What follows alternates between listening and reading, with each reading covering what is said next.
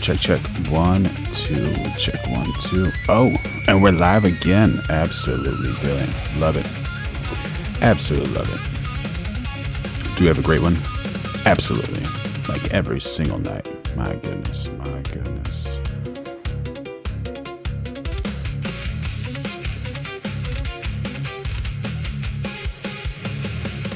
Bring that up for y'all. All right.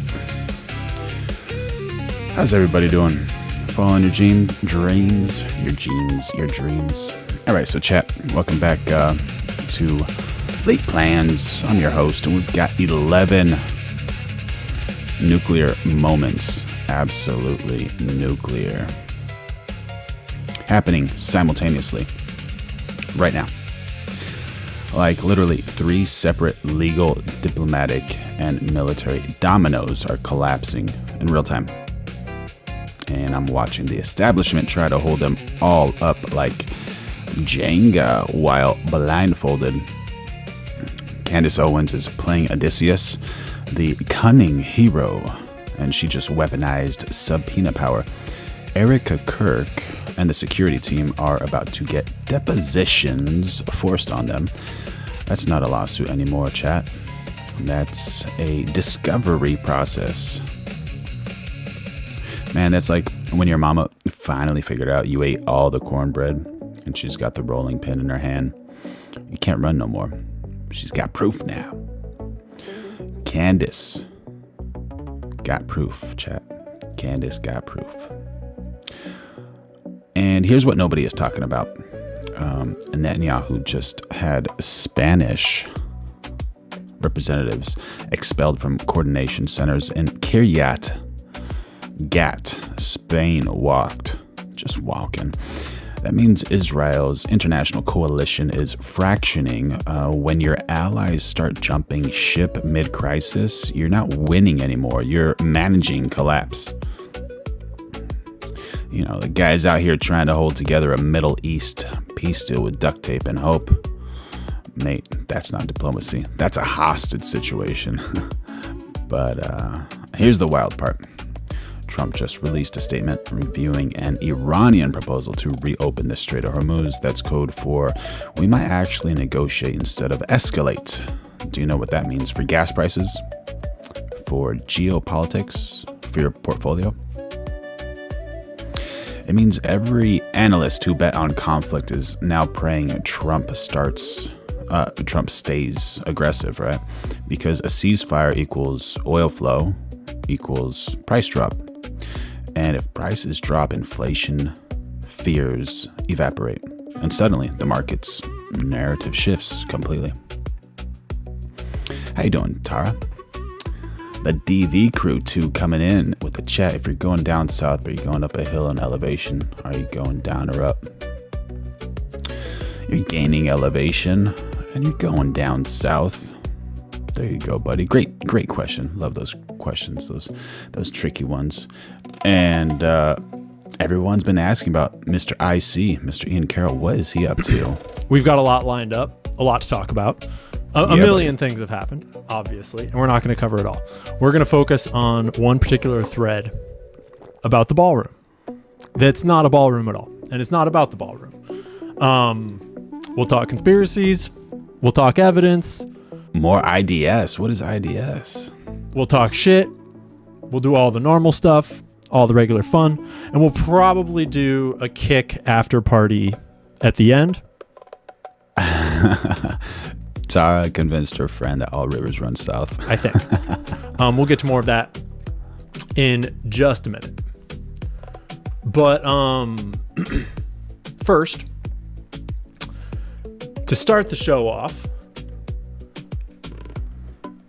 I figured I would start with a clip from Candace's recent episode.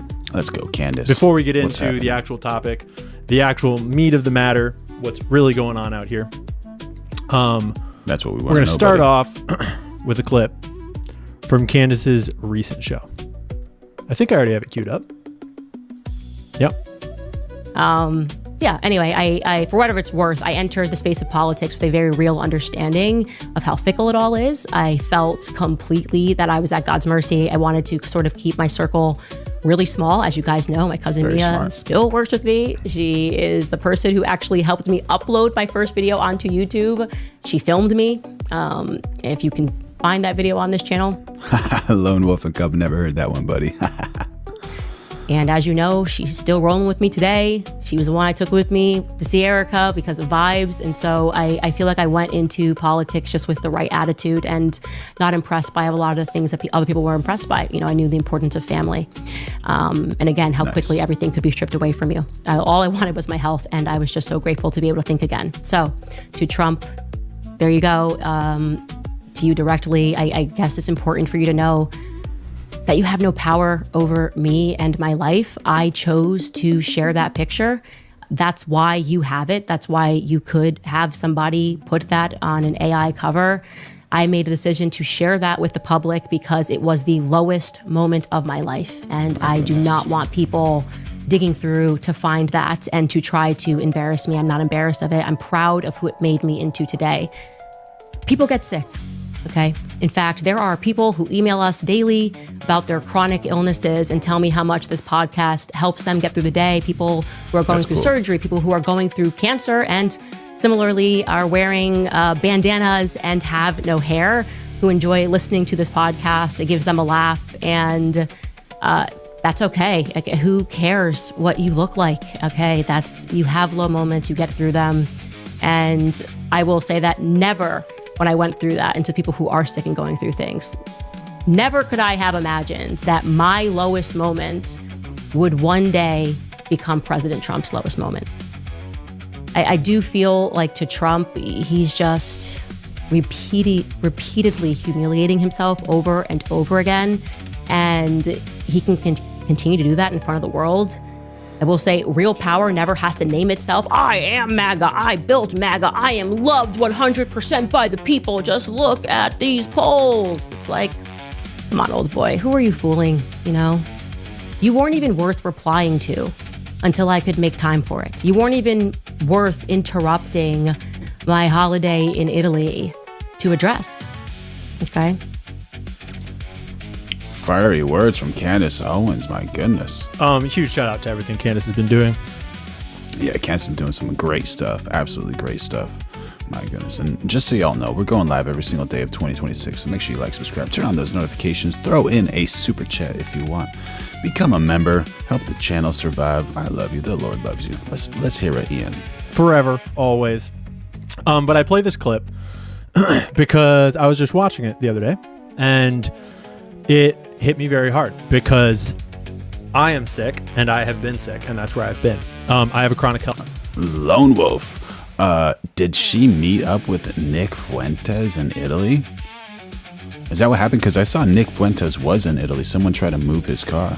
That's wild. How you doing, Pontus Hansen? What do you mean by Candace is sad? Health condition that is physical in nature. It's not mental in nature. But it came back with a serious vengeance in the last several months. And so I'm not going to get into the specifics of it. Internet doesn't need to know. But it I just saw in the chat, though, someone said dementia, and that made me laugh. 420 Orca Gang. I'm confused. Are you an N-word sympathizer, or is the guy you're reacting to one? I don't know. I don't understand that. Can you please clarify? We're just trying to find the truth and trying to find the best path through life over here. Developing the best community over here. So make sure you like, subscribe, turn on those notifications. But yeah, amen, Candace. Yeah. When you don't have your health, you don't have anything. And health is all that matters. And there's nothing quite like that can humble you and give you perspective and bring you back around to what really matters. And Candace talks about how when she went through hard health, she had a bit of an awakening about her looks, about what matters with appearance, which you might say is sort of a feminine journey through the ego. And I get to have that journey through more of a masculine version of the ego. And when my health started to decline, my first reaction was, do you care more about this job and your fame and all the whatever the fuck this stuff is? Or do you care more about health? And The answer is easy and obvious, and every time, health. Health is wealth. Health is everything. And so that's why I dropped off the face of the earth to There you go. Stay healthy. move, get into a better place where I can take good care of myself and take the steps to heal myself. So it's still ongoing. It'll be a long process. Be a lot of work. Yeah, you can hear Gigi squeaking, right? But no, I did not get the call. No, my SPLC funding did not dry up. It's still good. Still lots of SPLC money coming in every day. We're good. That's how Gigi's eating organic chicken every night. But that's where I've been. But now that I'm relocated and chilling and have... So the SPLC is the Southern Poverty Law Center, prominent American nonprofit organization based in Montgomery, Alabama, known for tracking hate groups, exposing extremism, and pursuing litigation for civil rights and racial justice. Founded in 1971, it focuses on promoting tolerance and equality in the Deep South. Have diet and everything locked in. May 1st felt like a great time to come back and talk about secret underground bunkers and this wild story that has evolved from a totally legit shooting, a totally real shooting. Is that sarcasm, chat? Does it sound like sarcasm too? I don't know. Maybe it might sound like a little bit of sarcasm going on over here. That was not in any way staged or planned or false flagged or anything like that. Started, I mean, obviously the story started long before that, but it took a new interesting turn in light of this recent shooting. And a lot of really great journalists have been doing a lot of really great journalism about the ballroom and what is under the ballroom for quite some time. But the story escalates and the evidence becomes a little more clear in light of just the fact that this whole shooting thing would even happen and how it happened and how it was responded to by... How you doing, AX Caper? Good to see you, buddy. The controlled Zio slop alternative media, all the Trump shills, all of the establishment empire shills, and everything that's happened since. Jesus, what do you need help with, buddy? So, we're going to start tonight's investigation. Sandra Logue says SPLC was also found to be finding the groups they protested. Oh, so they found the groups and they protest against those groups? What do you mean by that? Do you have any more data to support that? Tonight's conversation with sort of a reminder of what we all know. Going back through the first things first. Going back through what happened, how it happened. Yeah, Lone Wolf, probably just a coincidence. We have a little more footage now and a little more, awareness of it. How you doing, Terry? Good to see you. And then we're going to get into some of the stuff that we know for sure that's wide open reported, that is not secret. And when you put all the pieces together, then you can conspiracy theorize pretty thoroughly. If you want to call it conspiracy theories, you can do that. If you want to call it journalism, you can do that.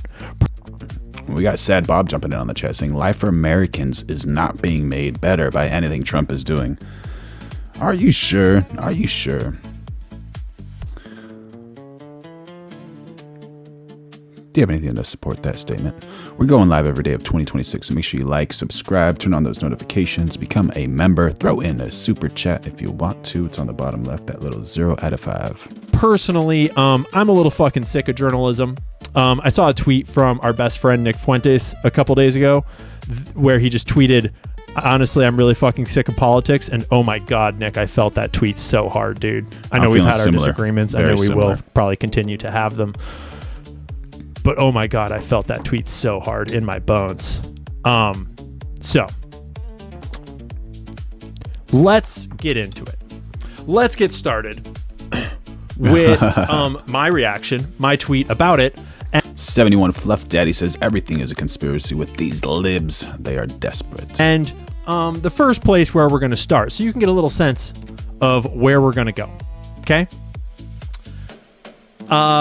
April 26th, day after, I tweet out, they didn't go to all this trouble to build a ballroom. They went to all this trouble to build whatever they're putting underneath the ballroom. And we are about to let Mossad build Lord knows what underneath the White House. Trump making Clinton look like an amateur. Yeah, there. I said it. Sue me.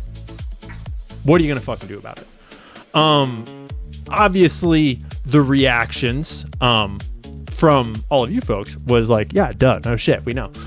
The reactions from the shills was predictable and lovely. But it's a great lead-in. It's a great lead-in. Based on what evidence exactly? We'll get into that, Sharon. Thanks for asking. This is the dumbest, third worldist conspiraslop I've read from you in a while. Well, don't worry, Happy Feet. I will try to go harder. I'll try to do better. I'm sorry that I've not been producing enough high-quality conspiraslop for your liking. I'll try to do better.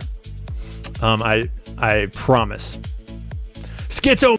Sandra says, I don't support any of you right-wing losers. Who are you referring to? Thank you for jumping in on the chat. Happy to have you here, Sandra. Maxing. Also destroying all the goodwill and trust you had with people like me. Sorry, Anglo-Saxon. You can leave. Nobody cares. Are you seriously this dumb? I doubt it. More like you are controlled opposition. A president, especially one like Trump, can't even build a ballroom without Israel being involved? This is simply the most idiotic take I have heard on this subject. It's so stupid for so many reasons that if you do believe it, everything else you have ever said is suspect. Oh no. Oh no. Source, I completely made this up. Yeah, sure, Philly. Cool. Yeah, I mean, I make everything up. I make everything I say up. Let's talk about it. Yeah, let's fucking talk about it. Though, by the way, this comment about the conspiracy slop, whatever his phrase was, and pretty cool word. Schizomaxing. I remembered. I should probably just put some fingers in front of my face. If you know about AI, you know. Okay. We are real. And we have lost some weight, but we're not cloned. We're not changed. Gigi is still Gigiing. And Ian is still Ianing. So I forgot to do that at the start. But anyways, I just thought that the shills had some questions. Like source, trust me, bro. So I've got some tabs. I pulled up some tabs, and I thought we would source it a little bit. We'll start at the dinner. How you doing, Barry? At the White House Correspondents' Dinner. At the shooting. Right? Who exactly shot who? Not entirely clear. But we'll start at the shooting. And from there, we'll make some moves. Is Coach Colin in the chat, guys? Shout out to Coach Colin. Shout out to all the homies, too, by the way. A lot of homies checked in on me, messaged me, looked out for me, just made sure things were good. And it meant a lot. It always means a lot. I've got a lot of great friends in this industry, a lot of great people. It is very encouraging how these days, the alternative media space, full of a lot of shills, full of a lot of people that will take money over truth, that will sell their soul, that will sell their voice, that will sell anything. But there's a lot of people that are legit, that are good, that are regular folks, that are just here to try to find the truth, to try to talk about it, to try to tell jokes, to try to have a good time, to try to be real people. And man, it's just wonderful to be surrounded by them and to have them looking out. So shout out to everybody that reached out. You know who you are. I appreciate you guys. So that's cool. Night one. Let's just get a few clips to remind ourselves of what exactly happened. And obviously, the first conspiracy fueling event was Caroline Levitt. Ready to rumble. I will tell you, this speech tonight will be classic Donald J. Trump. It'll be funny. It'll be entertaining. There will be some shots fired tonight. I'm going to be honest. I'm not going to make a big deal of it. I don't really care if Carolyn Leavitt knew in advance. Maybe. Could be. Not going to be able to prove it myself. Don't really care to, but it's a pretty funny coincidence. Just saying. The thing that grabbed my attention way more right away. D. Martin jumping in on the chat saying, getting rid of illegals, DEI, men playing women's sports, and the S3X mutilation of M-word are pluses for Trump. There you go. There you go. Those are some pluses. That went out right away and then immediately, got kind of covered up. They tried to sort of not air it, but it, obviously went viral. Was this clip from Fox News. I was sitting next to Caroline Leavitt, the press secretary's husband. He was one of our guests. He was seated right next to me. And Barry, which guy are you talking about? Right as the dinner was starting, the national anthem happened. And then he kind of leaned over and said, I watched you on TV. You do a great job. You need to be very safe. And he was just very serious when he said that to me. And he kind of looked around the room and he said, there are some... There we go. Fluff Daddy says, and Biden made your life better? ? There you go. There you go. Make sure you like, subscribe, turn on those notifications. We're going live every day of 2026. Become a member. Throw in a super chat. Sounds like we lost Aisha's phone there. And this happens, by the way, especially when you have so many people attempting to... This kind of thing just happens, like when people are just, Did they mute her? About to say really weird, inconvenient things about the narrative. It just happens that sometimes the phone stops. Sometimes the line goes dead. It's 2026, but sometimes phones just don't work at Fox News. Funny how that works. That caught my eye because more and more, as literally everything is lies. Barry jumping on the chat saying, if this guy is seriously questioning if Caroline knew about the shooting or not, he is an idiot. What do you think, Barry? Did Caroline know about it or not? In the Zionist, world order, I stop looking at just like the evidence and the facts and what's in front of us, because often that's actually... Barry says no, she did not know about it. Somewhat impossible to truly decode. Usually it's pretty obvious if you just kind of know what to look for, but it's hard to prove because it's all just cover-ups and lies and noise, and literally tomorrow there's going to be 3 new massive stories, and it's like whatever. But often you can get a much faster and better understanding of what is and is not real and what the fuck is going on by... Maybe KG thinks something differently. KG says, is it though? Looking at how the empire media responds to things. Just look at how the narrative builders are building narrative and what narrative they're squashing and promoting. There you go. User TT clarifying. I knew what she meant. People taking jabs at each other. It's called shots fired. Yeah. Kind of making jokes and doing certain things metaphorically, not actually physical things. And often that's a much... Not physical hot metal flying through the air. Just hot words flying through the air, maybe. Faster way to figure out the shape of what's going on, in my mind. You're not necessarily going to get to like the proven true specific truth, but you're probably going to get pretty close to the shape of what's happening. Lots of posts went out about how lax the security was at this dinner. This gal who was there, my best friend and I went to the White... Nomad for Christ says, I hope Candace Owens gets sued into oblivion. Given your screen name, I wonder why you think that, buddy. And then you have a joke face over there. Maybe a witch thing. Exactly. White House Correspondents' Dinner, and we ended up leaving early because something felt off.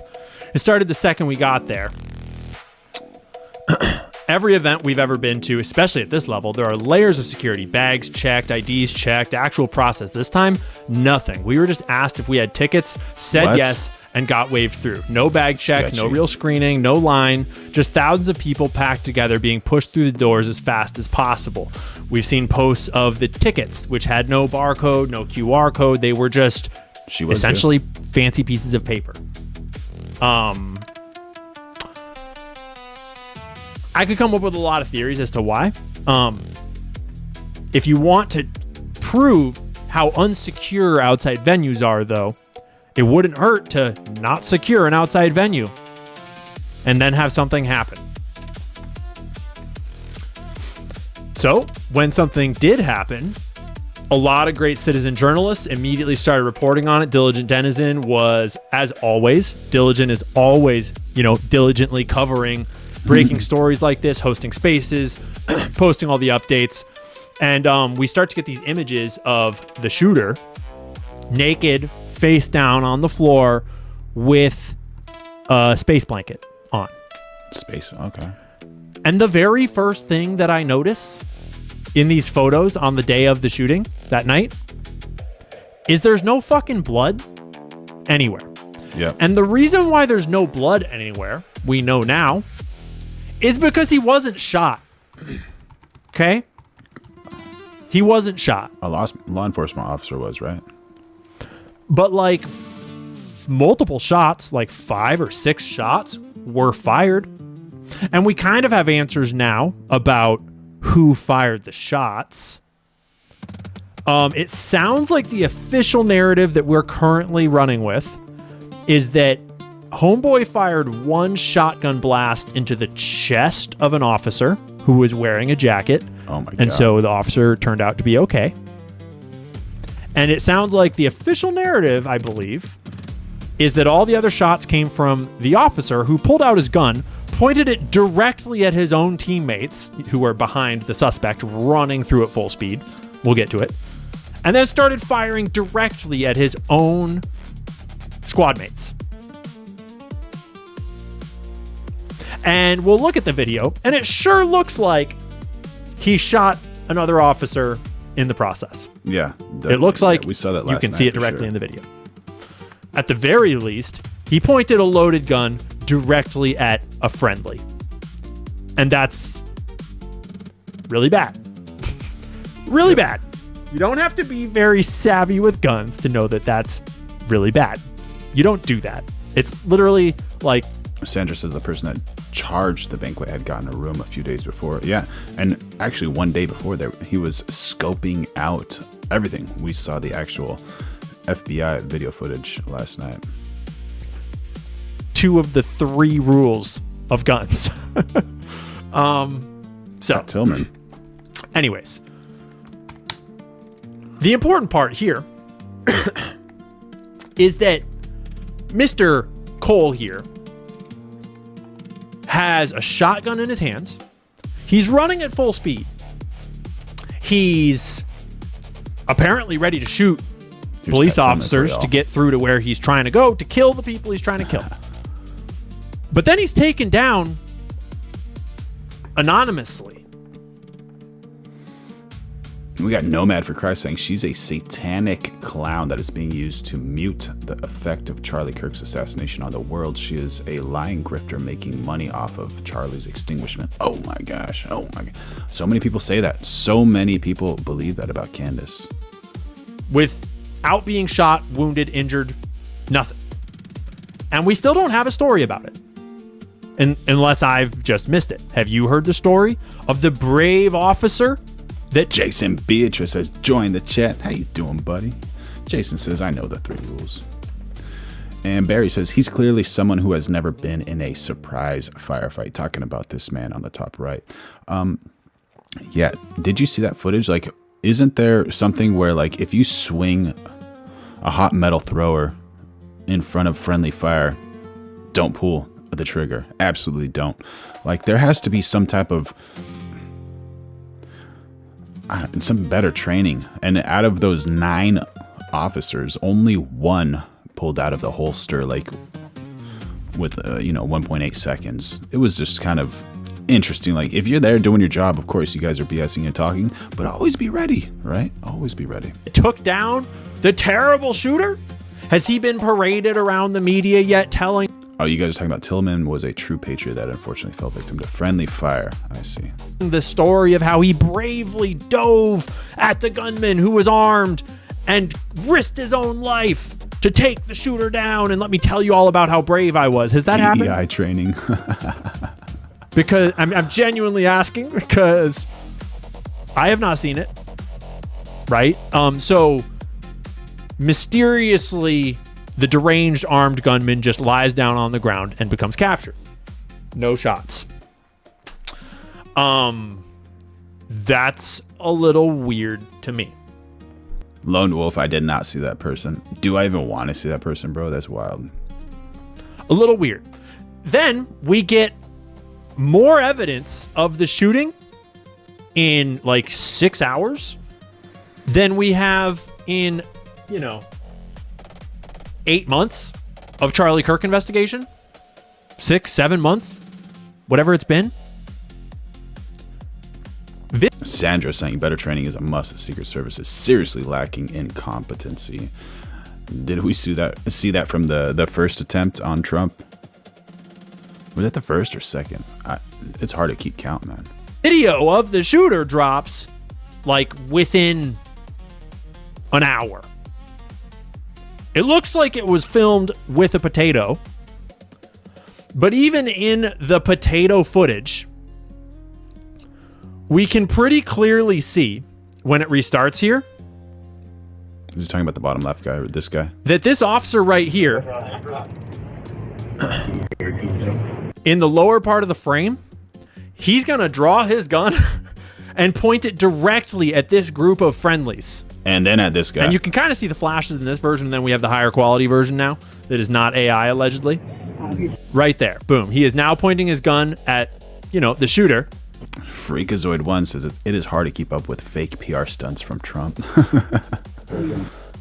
And then strafing his buddies. And it wasn't super apparent until there was like AI enhanced versions.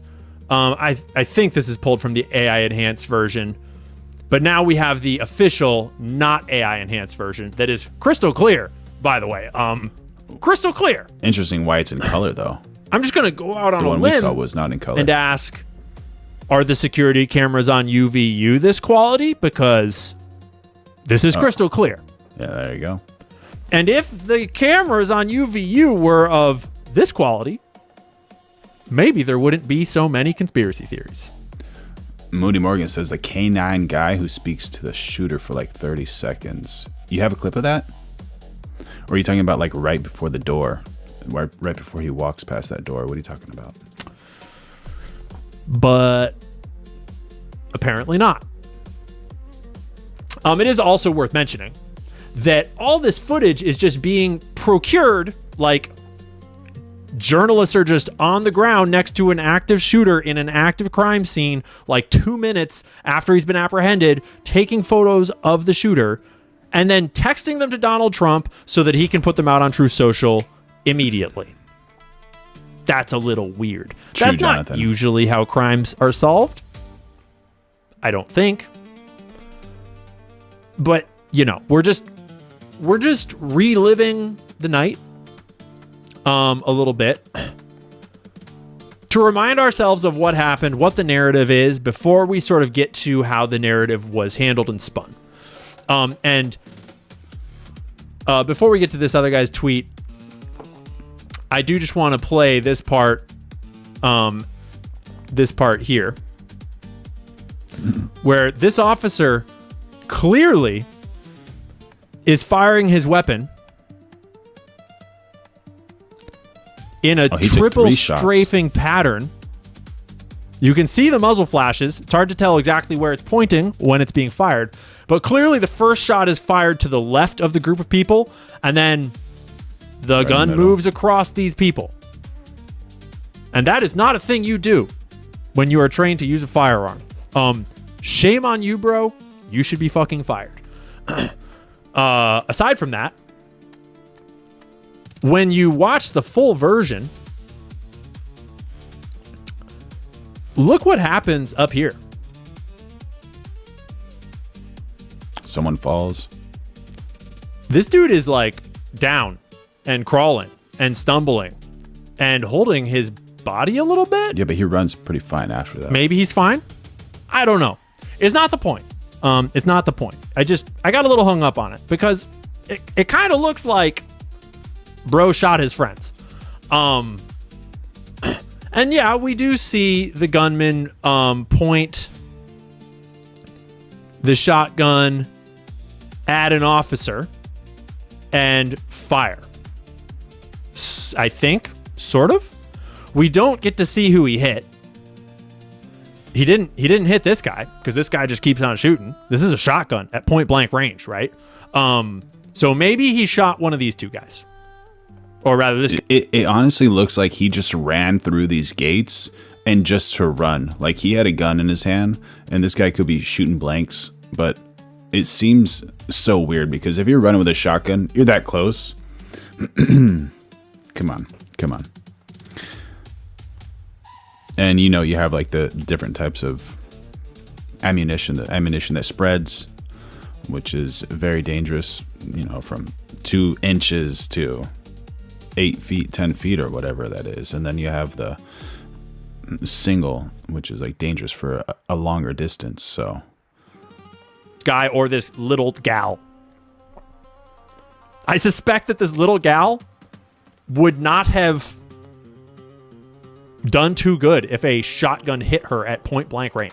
This says Secret Service on him. Okay. But who knows? Maybe they make really good vests for Secret Service. I don't know. Not an expert. All I know is that's weird. And I'm not the only one that thought that.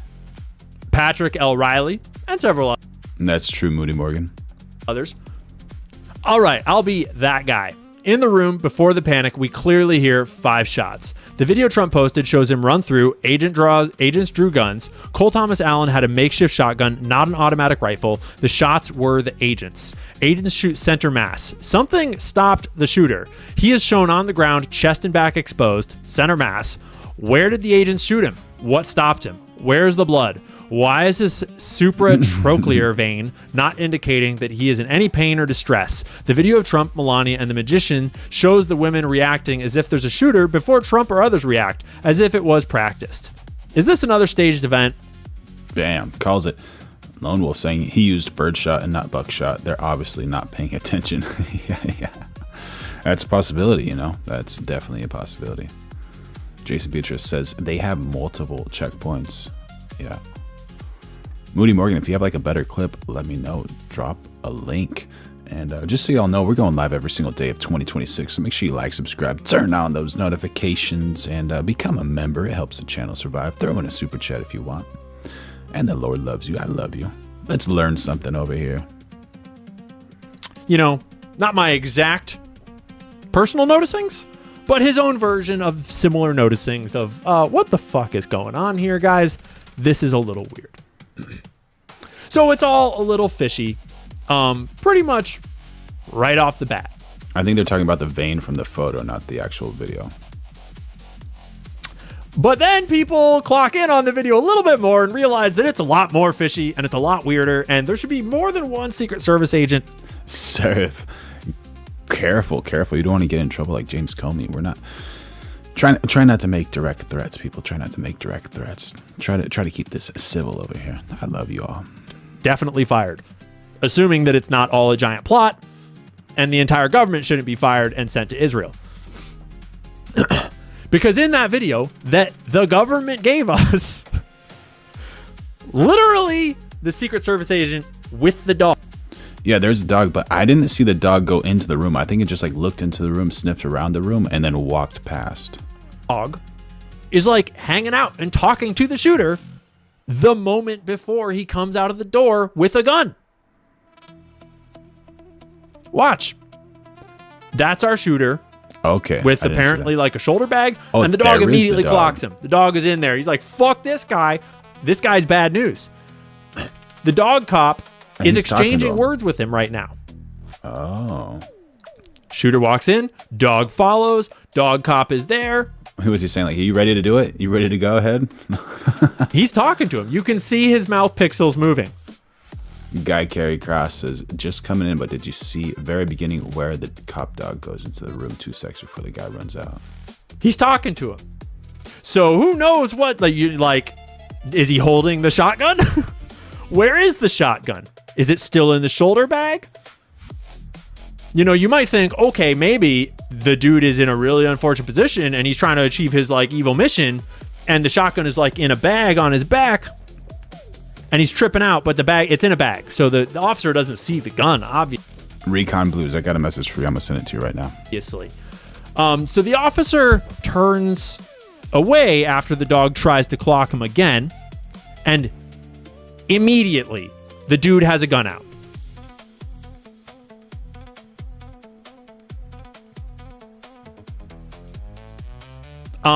So that officer sucks at his job, or his job is not what we're told, or something's going on. If that officer has a job still, if he still is going to work today, I wouldn't want to be protected by him. No, sir. No, that's very bad. Very, very bad. Aside from the fact that the metal detectors aren't set up, they're setting up it's so weird. It's really weird. Okay? True. It's really weird. Yeah, it's like he spawned in. That is correct, chat. It's like bro just spawned in. The enemies just spawned, and they're immediately in there, and it's go time. And there's no friendly fire because you're on easy mode. So, bros, he's new to the game. He just pulls out that pistol and just starts rocking it. Doesn't worry. Doesn't matter who you point it at. You'll be fine. People in chat saying it's a Mossberg. Just so you know, a Mossberg is one of those produced by O.F. Mossberg & Sons, an American company established in 1919, known for durable, affordable, hot goo ends and rifles and pistols. They're heavily used for hunting, sport shooting, law enforcement, and home defense. All right. So, James, as always, James is always keeping us all informed. James has really taken over the mantle of the best short form news conspiracy, news aggregator that ain't afraid to tell it like it is. Shout out James Lee, always. He's the man. All right, but none of this seems real, at all. You've probably heard by now, a suspect armed with knives and guns tried to storm the White House correspondents' dinner tonight. The guy's name was Cole Allen, and he was very quickly neutralized by security. But then people online started to do a little bit of noticing. Pause to read. Yeah, I don't know about you, but it's starting to look like one big show, beginning with what Caroline Levitt said right before the start of the event. Barry, I had to reset everything. Who are you talking about? If someone does, I can put them on a timeout or whatever. Let me know, buddy. It'll be funny. It'll be entertaining. There will be some shots fired tonight in the room. This, by the way, is Trump's first time attending the White House Correspondents' Dinner as president, and CNN ran this article a few hours before saying to expect the unexpected. Okay, I'll keep an eye on him. You remember how Butler was the first time they had ever live streamed a Trump rally? In all of their history? You remember that? Remember that time when they got that really good photo of Trump fight in front of the flag with the bloody ear? Oh, I got to show you guys something. This is so wild. It worked out real good that time. But there were signs. Let's just say there were signs. Some of us, myself included, were maybe a little too naive to, really give the signs the noticing that they deserved. But there were signs. And we still don't have any answers, no interest. It's kind of weird that, bullheaded, macho Donald Trump has no interest in finding. Make sure y'all subscribe, turn on those notifications. Going live every day of 2026. Become a member, throw in a super chat. And this is something so wild, absolutely so wild. This is Time Machine. The GOAT, Mr. Joe Rogan, talking about this wild time machine Twitter thing, I guess. So this is wild. You might want to pay attention to this. Tweet. Yeah, this is nuts. So the Cole Allen guy tried to kill Trump. Next account for 2023 wrote a single tweet with that name. With what? December 22nd, 2023, Cole Allen. All right. 56 million views, 58,000 likes, 18,000 reposts, and 8.2 thousand comments. So just wrote Cole Allen from 2023. The profile belongs to him. It says federal investigation. At least 10 scientists tied to sensitive U.S. research have extinguished or vanished in recent years. Henry Martinez, a NASA scientist who's missing. The background image from a website called... All right, so this background image from a website, 3D digitization. This is the wildest part. We might have to replay this little part. Time machine. If you de-digitize it, the 2024 assassination attempt photos appears, but with a hole in the head instead of the ear. What, dude? You see that right there? I'll make this a little bit bigger so you guys can actually see clearly. The profile picture is a green toad in a tuxedo with a glass. Let me just go back to this little part here. If you de-digitize it, the 2024 assassination attempt photos appears, but with a hole in the head instead of the ear. The profile picture... So wild, right? Unreal. Is a green toad in a tuxedo with a glass, exactly like Trump in the assassination attempt. The tweet is nuts. Yeah, the tweet is straight. And this guy's name is obviously Cole Allen, right?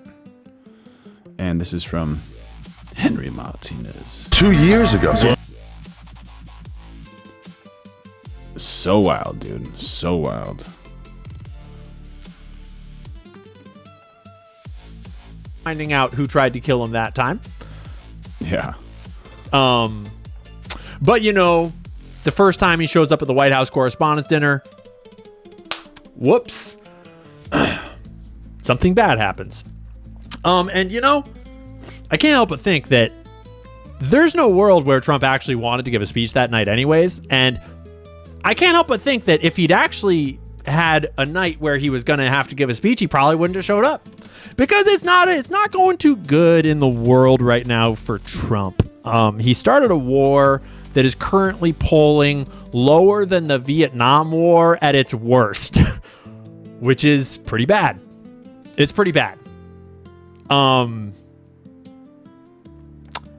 of our military bases are blown up. All of our weapons over there have been kind of expended. They had a secret failed raid where they tried to steal the uranium, and they got their shit kicked in and had... All right, y'all. Make sure you just, play fair and follow by the rules. I had to put a Seraph on a 5-minute timeout, and that's just one of those things we got to do, because whether you like the POTUS or not, it's not good to threaten anyone. We're a peaceful community. And make sure you like, subscribe, turn on those notifications. We're going live every single day of 2026. Had to evacuate and pretend that they had some crazy successful pilot rescue where they just exploded like a whole secret mission's worth of airplanes. In case you don't remember, is not going too good for Trump. And so I can't imagine that, the dinner where, the media kind of talk shit for fun was a place he wanted to be at. But tonight was different. Within an hour of the incident, Trump tweets out a video of the shooter running through the event. Even though still, for some reason, we can't get any moving pictures of Tyler Robinson. Then it turns out the shooter, Cole Allen, worked at NASA's Jet Propulsion Laboratory. Very interesting timing given all the UFO stories, so cue the conspiracy theorists on this one. And then there were the reactions, starting with Erika Kirk being Erika Kirk. I just want to go find you. I have to say, she looks very upset here, like way more upset than when her husband... Then we got Dana White just loving this whole thing. It started getting noisy. Tables getting flipped over, guys running in with guns, and they were screaming, "Get down!" I didn't get down. It was fucking awesome. I literally took every minute of it in, and and it was a pretty crazy, unique experience. Totally normal reaction to. Do you think they tip them all off beforehand? Do you think they kind of like, there's a rumor that goes around of like, hey, something's going to happen, but like, don't worry. It's all good, bro.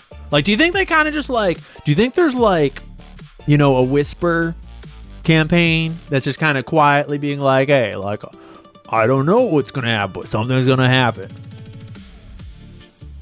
Because in my limited experience in DC and in politics and around these people, it would not surprise me.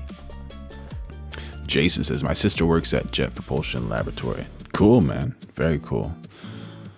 That's awesome.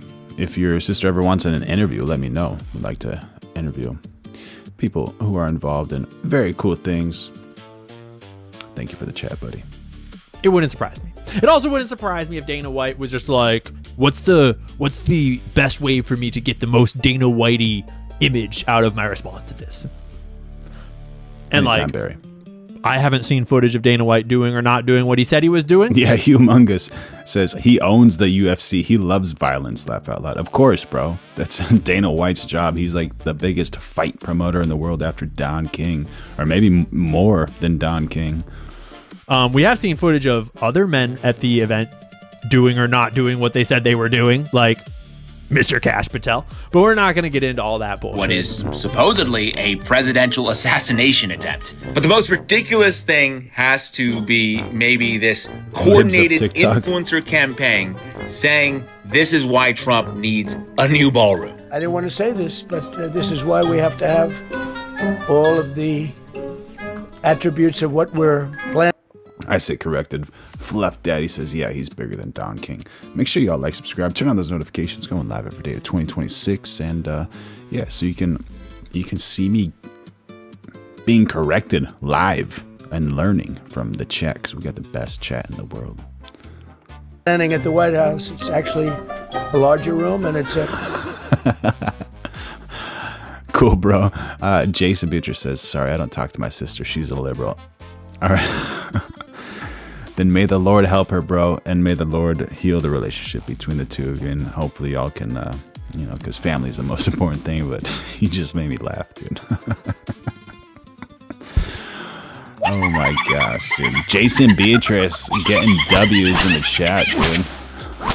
Bringing the cat, slapping people around, dude. Nice, bro. Much more secure. It's drone proof, it's bulletproof glass. We need the ballroom. That's why Secret Service, that's why the military are demanding it. We officially live in the dumbest. Yeah. So James summarized a lot of what we've already talked about, and then he led into what we're about to talk about. And I would mention that the White House ballroom would actually not have stopped this shooter. This would have still happened. I mean, he would have had to get a different type of access, but when the access is a bunch of dudes that don't know how to use their guns, that haven't set up the metal detectors yet, and there's no ticket, and anyone can just walk up and run through. Oh, and the dudes with dogs will befriend you while you're holding a shotgun right before you do run through with the shotgun. It's honestly the putting it in the White House or in Fort Knox or in Bibi Netanyahu's basement, like none of that would have actually stopped the circumstances of what happened here. That just kind of occurred to me, but that's not the point. None of this is the point. I thought that I put all of the time traveling Pepe Frog stuff on the other window. We'll get to the time traveling Pepe Frog thing in just a minute. Just a minute. Calm down. So yes, it is true that he did work at NASA at the Jet Propulsion Laboratory. If you're following the missing scientist story, several of them, not all of them, are associated with that. Who knows? It's a little weird. This video has surfaced of him designing wheelchair stuff. Tend to lock the wheels, but don't actually lock the chair to the ground. The idea with this... And that's cool and all. It's like cool. He's like engineering shit, whatever. He's just being a good leftist, you know, trying to help out disabled people and stuff or whatever. Sandra, I feel bad for you. Sandra Logue says, same boat with my mom. Brought up the fraud in Minnesota, and she said it just sounded like part of my R-word agenda. Some people just don't want to hear about it. They want to let their American tax dollars go to fraudsters in Minnesota, unfortunately. Back in 2017. But then if you actually... Loki, are you talking about this guy on the top right or on the left side? I think these are both real. I don't think any of these are AI. Watched the full segment like this lady did. Cool. Thanks, community notes. Apparently it's not Usha Vance.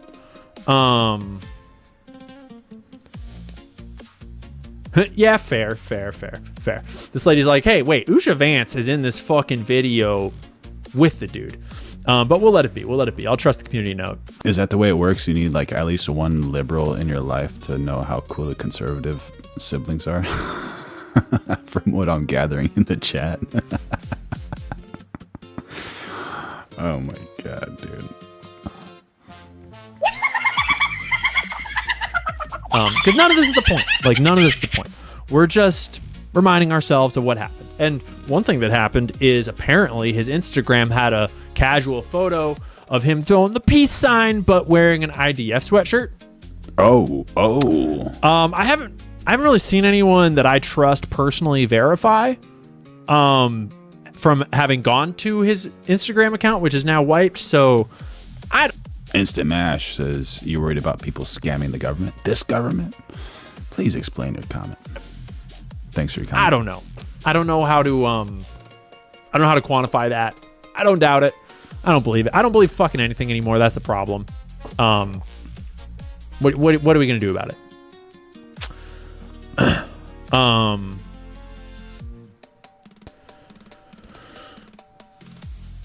But at least Matt Walsh is convinced. He posted a super snobby post about it all because Matt is so clever and so smart. He says, I'm officially convinced it was a hoax. The Trump administration recruited a leftist Kamala Harris voting Trump hater to participate in a staged assassination that would include the shooter getting shot. He wasn't shot. Shot at. And then locked in federal prison for the rest of his life. The Kamala Harris voter agreed to this plan that works against his political and personal... Wilty5, this is none other than Ian Carroll the Great, one of the greatest investigative journalists of our time. But some people think he's a shill. Some people think he's, controlled opposition. But who knows? Interests because he's just like a really generous guy. Meanwhile, the Trump administration, despite dastardly planning multiple assassination hoaxes, decided to keep their patsy alive and a permanent liability to them rather than just killing him like they could have easily done. They did this because they also are really strangely generous in a very odd and specific way. So Moody Morgan said he is Candace's female dog boy. There you go. Happy Saturday morning, elevator has guide rail. Good to see you. In summary, we have a plot where all parties involved are working against their own interests with no real discernible benefit to any of them. There is no evidence of this plan, and it doesn't even make any intuitive sense, and the motives for everyone are unclear, if not insane. But still, I believe it because I'm a very smart person. Oof, I actually didn't realize that was how he ended it because that's funny. Matt. Just because you aren't capable of thinking in greater conceptual depth or thinking of plans more complex than like a game of checkers doesn't mean that other people can't play chess. It doesn't mean that other people can't think more critically than you. And the same is true for me. I'm not that smart, but it's easy enough for me to realize, Matt, that not all patsies know that they are patsies. Obviously.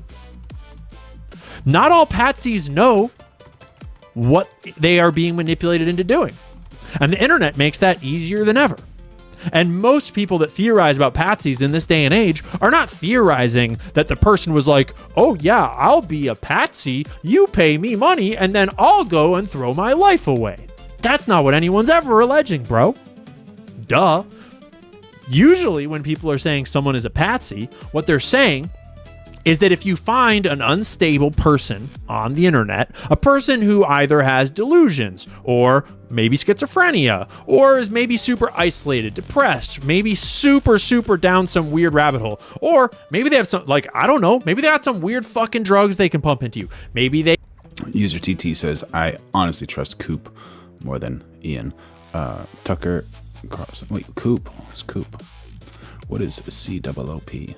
They have weird EMF waves. Maybe I don't know what the fuck they might have. Maybe they just have a really hot chick with big tits that can just come into your life and slowly manipulate you into thinking certain ways, doing certain things, push you to do a thing. It would not be super hard for the CIA to find a schizo, someone who's mentally unstable, get into their Thank you, Nomad. life, surround their digital footprint, and just kind of maybe just monitor them. Maybe just monitor them.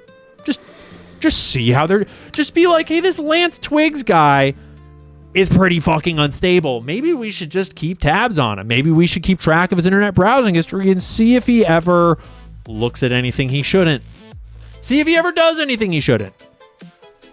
Maybe if he ever did something he shouldn't, we could have a recording of that, and then we would probably have some leverage over him to inspire him to do something that he wouldn't normally do. Thank you, Or GTT. maybe he's so unstable that you could actually just create a fake friend on a Discord that is faceless and then just become friends with him and then encourage and support his thinking becoming more and more extremified in whatever direction you want. Not hard to do. I could do it. You could do it. Well, you probably couldn't do it, Matt, because you're not apparently all that creative or smart.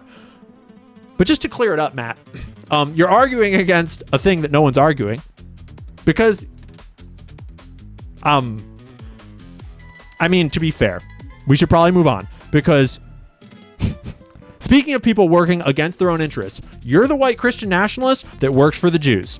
Literally Ben Shapiro's lapdog on a leash, working against your own interests every single day. They hate you. They hate your country. They hate your religion.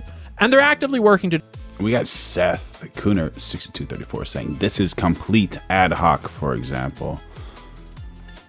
Just so y'all know, ad hoc is a Latin phrase meaning for this or to this, used to describe solutions, committees, or actions created specifically for a unique, immediate purpose rather than for long-term or general use. It implies something is improvised, impromptu, or temporary, such as an ad hoc committee formed to solve one specific problem.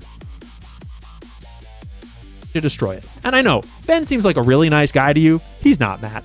He's not. So, anyways, I don't need to get mean at Matt anymore.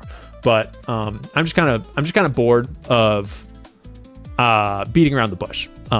We all see what's going on with the Daily Wire and with Ben, and I guess with Matt.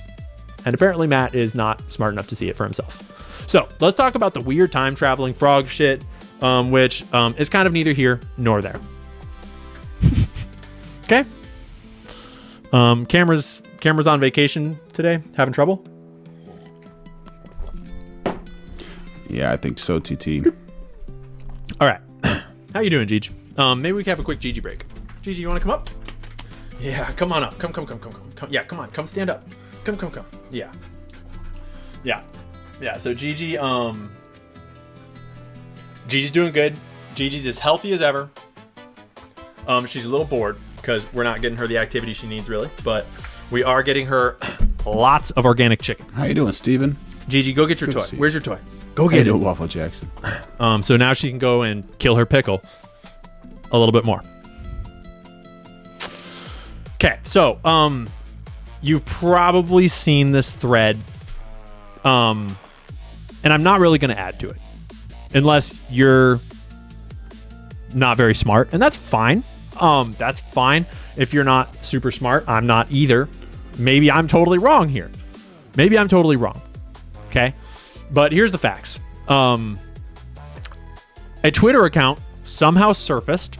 Still not really clear on how it was surfaced. That's a little weird in the first place. Not really sure how you surfaced this. I mean, I'm sure it must have been someone searching for the name of the shooter, and they found this post from this account called Henry Martinez. Henry Ma 795618993. Henry Martinez. Jason, he won't be able to respond because I put him on a 10-minute timeout, and then if he keeps on going, I think he has like 2 more options before he gets banned. So Martinez also published at NASA in 2014, the very how you doing, Ashley? Good to see you. Same year that Cole Allen, the White House correspondent dinner shooter, Lone Wolf. Come on, man. Come on. interned there. Again, being very diligent and turning up a lot of shit. Obviously, we don't really have a way to prove that Frog on Twitter, Henry, is the same Henry Martinez as Diligent turned up having worked at NASA. I'm honestly not really even sure how the fuck Diligent found this LinkedIn profile, or rather book. Seth Kunert saying, laugh, MFAO, not allowed to point out that anti-Semites are masking their bigotry through identity layering. Please explain yourself. Would like to know more. Thank you for being in the chat. Book.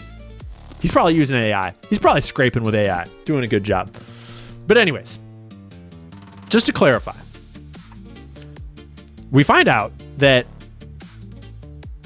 the name of the shooter and the name of a weird Pepe Frog account that has only posted one time in its history and posted the name of the shooter. Weird, bro. Weird. Those 2 names both were working at NASA in the same year. It's weird. It's like you would the odds of that happening don't exist. They don't exist. All the different names in the universe, all the different places they could be, all the different posts you could make. People have been explaining it by this theory of like, oh, this is a typical thing where people make a whole bunch of Twitter accounts and then they post a bunch of predictions. And then whenever any of them come true, they delete all the other posts. And then they're like, see, I called it. That doesn't work. You can see how many posts have been deleted. You can see if they've ever changed their name. You can see that doesn't work. That doesn't work. The odds just are not. The odds are not in your favor. Okay. So obviously it must be like some time traveling frog, because then MJ Truth Ultra, whose account I love, by the way, I don't know if they hate me still. He's in the Q spaces. He's a real conspiracy diehard. Love him to death. He's got a really fun account. And he puts together some crazy shit. And he discovers that this Pepe account, this Henry Martinez account, its banner, it's really weird, tripping like 5 hits deep banner, is pulled from a website called Time Machine. So that's the one we just saw with Joe Rogan. The internet starts running like fucking crazy with this frog conspiracy theory. It's apparently missing the Grok button, like Grok explain this to me, which is apparently reserved for government accounts.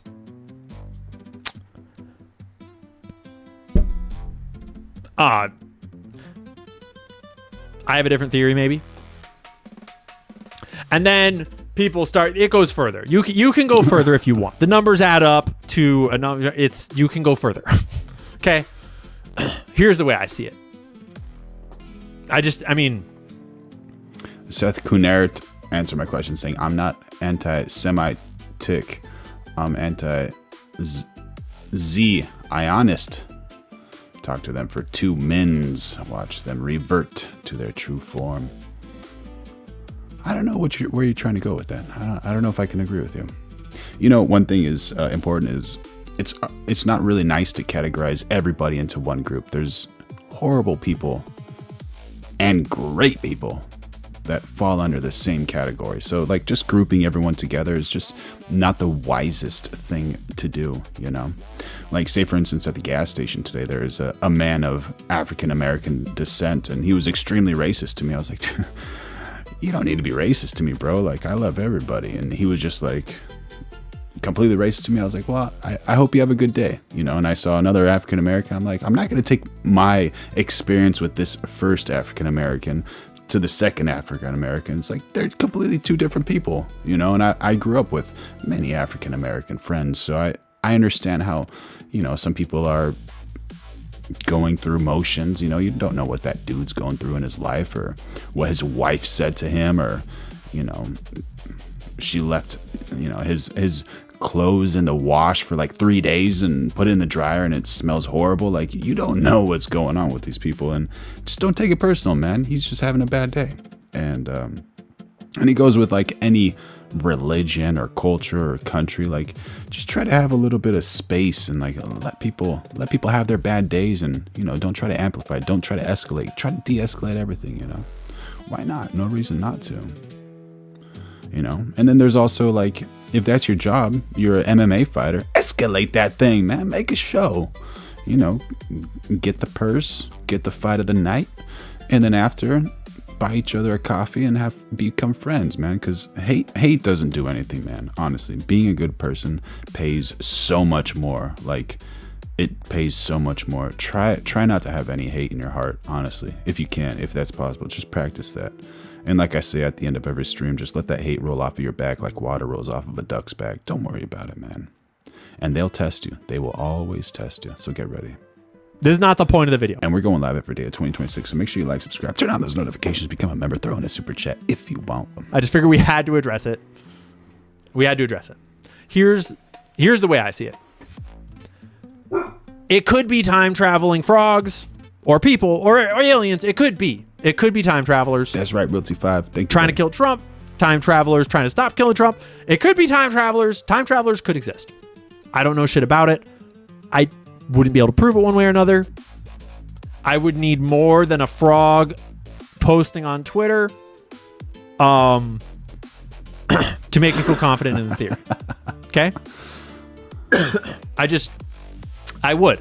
I feel here's my look at it. I feel confident that time travel exists because all right, chat, I'm gonna run another poll, and just let me know if you can. Please put in like your favorite AI. You got Gemini, you have ChatGPT, you have Perplexity. Just drop it in the chat because I want to run a poll. Any person, if any being in any civilization of any species, anywhere in the universe, ever in all of time, is capable of inventing time travel, then for all... How you doing, Chris? Welcome. Willkommen from Deutschland. All intents and purposes, time travel exists everywhere at all times in every place in the universe. Think about it. Right? Because time and space at that point are the same thing. Nice.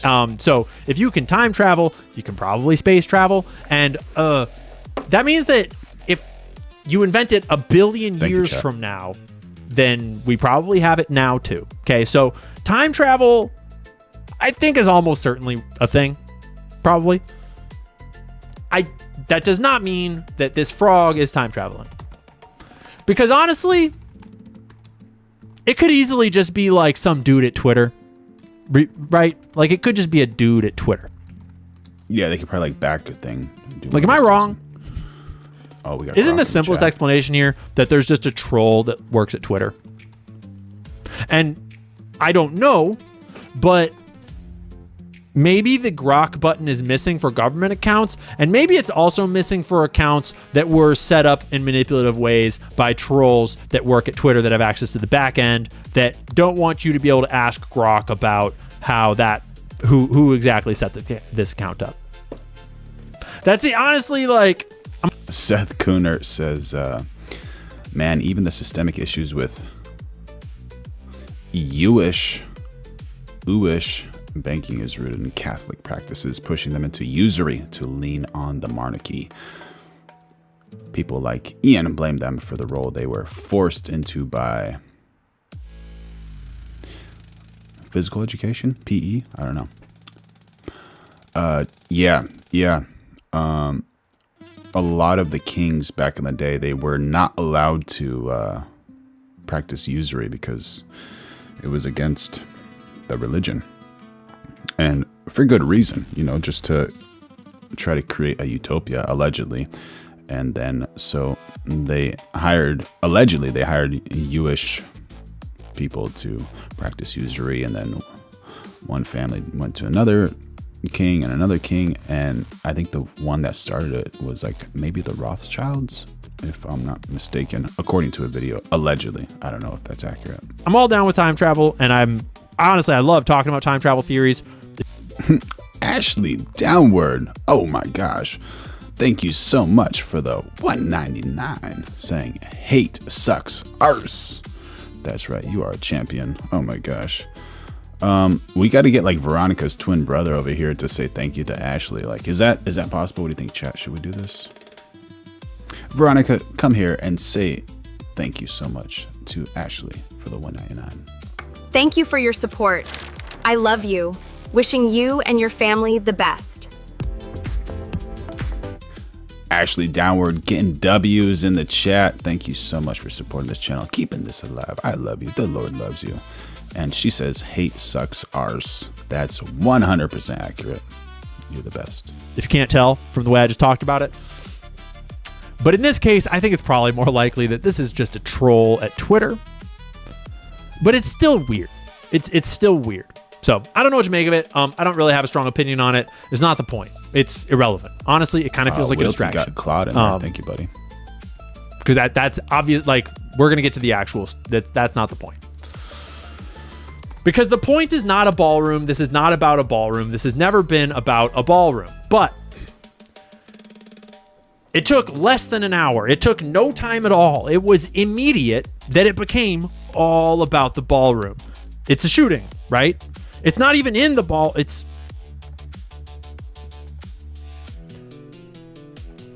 a shooting at a. Oh my gosh, I miss Lone Wolf. Lone Wolf, thank you so much. We gotta bring Veronica out for Lone Wolf. Lone Wolf, thank you so much for the $1.99 super chat.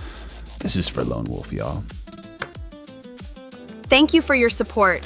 I love you. Wishing you and your family the best. Everybody loves Lone Wolf. Thank you so much, y'all. I love y'all.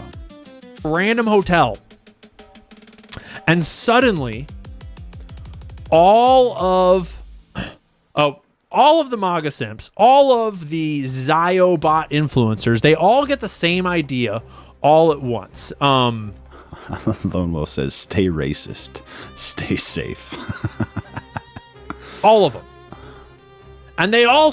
Yes, Cali Chica, that was an AI chick, absolutely, created by yours truly. And if any of the women want me to create an AI guy for you, if you prefer men to say that I love you, then I can absolutely do that. Just create a request and I will do that just for you. Start posting versions of, we need to build the ballroom. And just to clarify, they start posting. She can come in any type of hair color you want, you.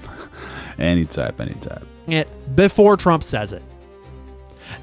You know, later that night, Trump said the same thing. But a lot of these accounts were posting that line before Trump said it. And we all know why. We'll get to why in just a second. Ashley St. Clair will explain it. But I did just want to bring up Anna Escobar's quote of this about how, you know, just when it's not staged, when it's not staged, it's not so much fight. It's get me out of here. Although to be fair, he was spry. He was ready to run. I mean, he was ready to fucking book it.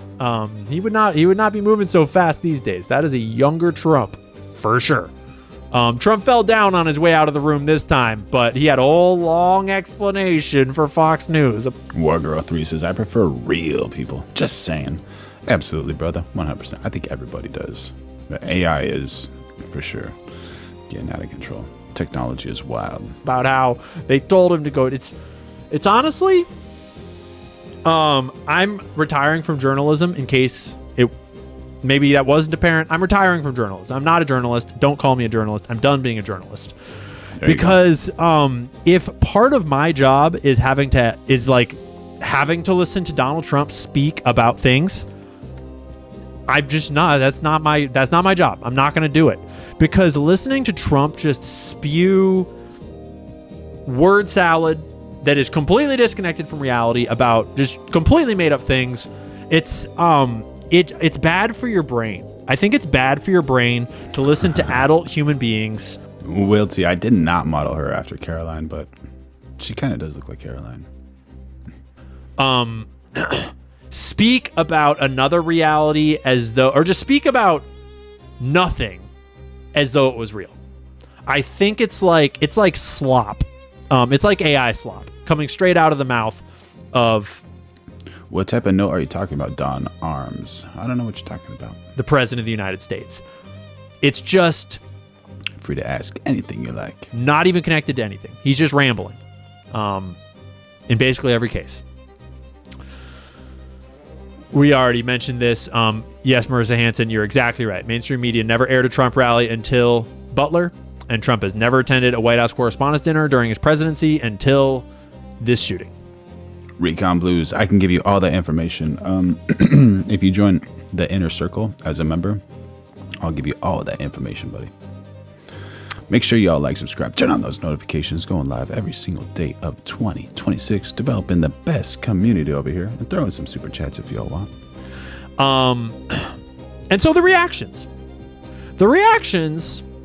across the board were suspicious. Matt Walsh, this is where maybe you'd get out a pad and a pencil or a pen, because the people that have been right about what's going on all along, over and over and over and over, like, I don't know, maybe about Epstein working for Israel, for example, maybe about...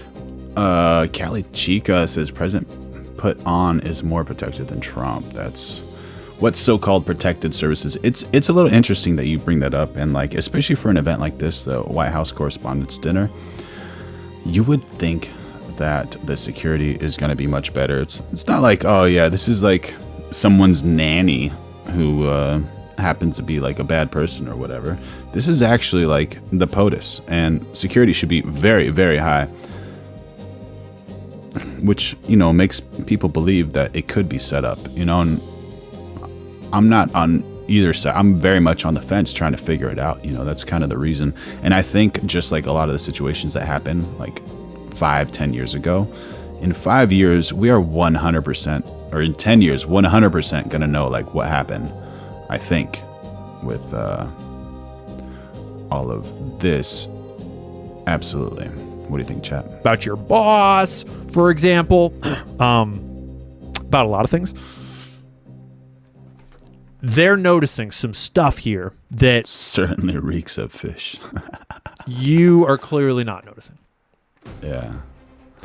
Do you think that guy was letting go of flashy blanks or what? Or was it actual hot metal? And like I said earlier, yes, I do teach people how to use AI tools. It's hard to know the exact shape. And I give the AI assets too, like if you want this cat that I developed with the sound effects. And this little doggy, you can move it around. Yeah.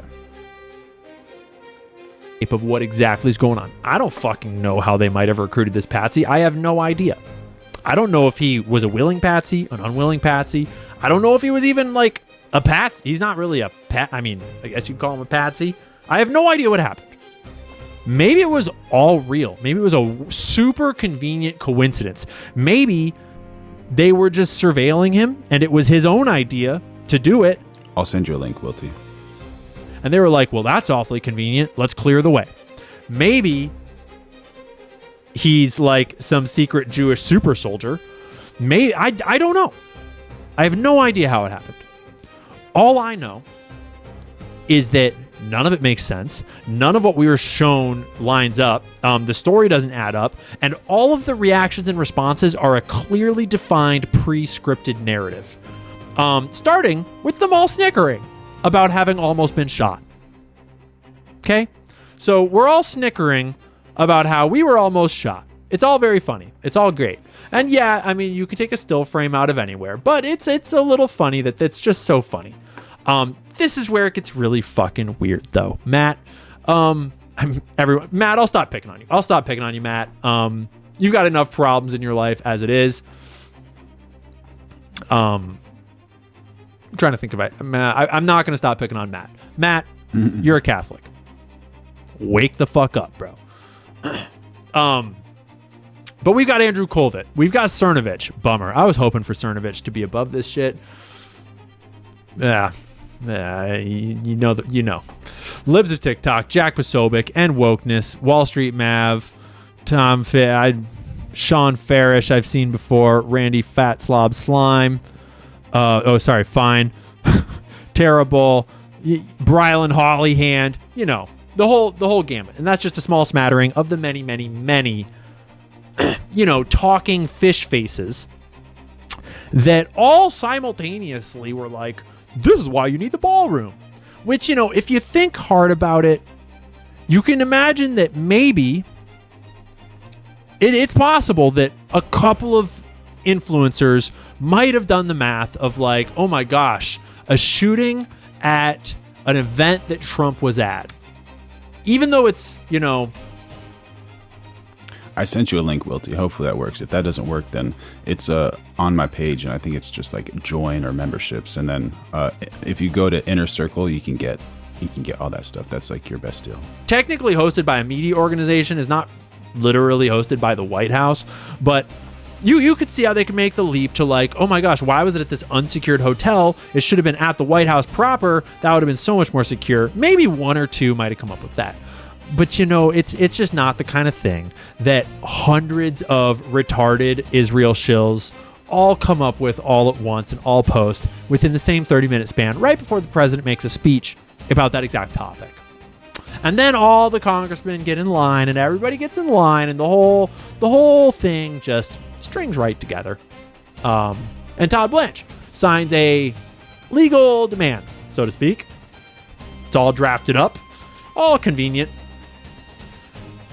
But fortunately, if you actually pay attention, you know that these things are coordinated. You know, and if you don't know, you should know. It's important for you to know. If you use Twitter, if you use the internet, you need to know that messaging is coordinated. And sometimes what messaging looking coordinated is me seeing Coach Colin posting something funny and being like, that's a fucking great point, Colin. I'm going to repost that, or I'm going to quote that, or I'm going to be like, shout out to that idea. That's a good idea. I'm with it. Like when I post release the Epstein files, it's not a hard stretch to figure out why someone. Oh, we got Willie Wallace guy jumping in on the super chats with a $2 super chat. Veronica, come in here, do some push-ups. Say thank you to Willie Wallace guy. Thank you for your support. I love you. Wishing you and your family the best. Everyone thinks she's going down there to do something else, but she's just doing push-ups, I'll tell you. And the question is, what AI is best with fewest generations? That's a hard one to answer. So when you say with fewest generations, are you developing images, videos? And have you heard of JSON? Whenever you get like an image you like or a reference and you want to get something similar, if you get a JSON on that image, then you can get stuff that's very accurate. But there's one thing with like characters which is kind of hard, but it's getting better with UGC, user-generated characters, so it just depends on what you're looking for. Willie Wallace guy, thank you for the super chat. Once I know more of what you're looking for, I can help you. And make sure y'all like, subscribe, turn on those notifications. We're going live every day of 2026.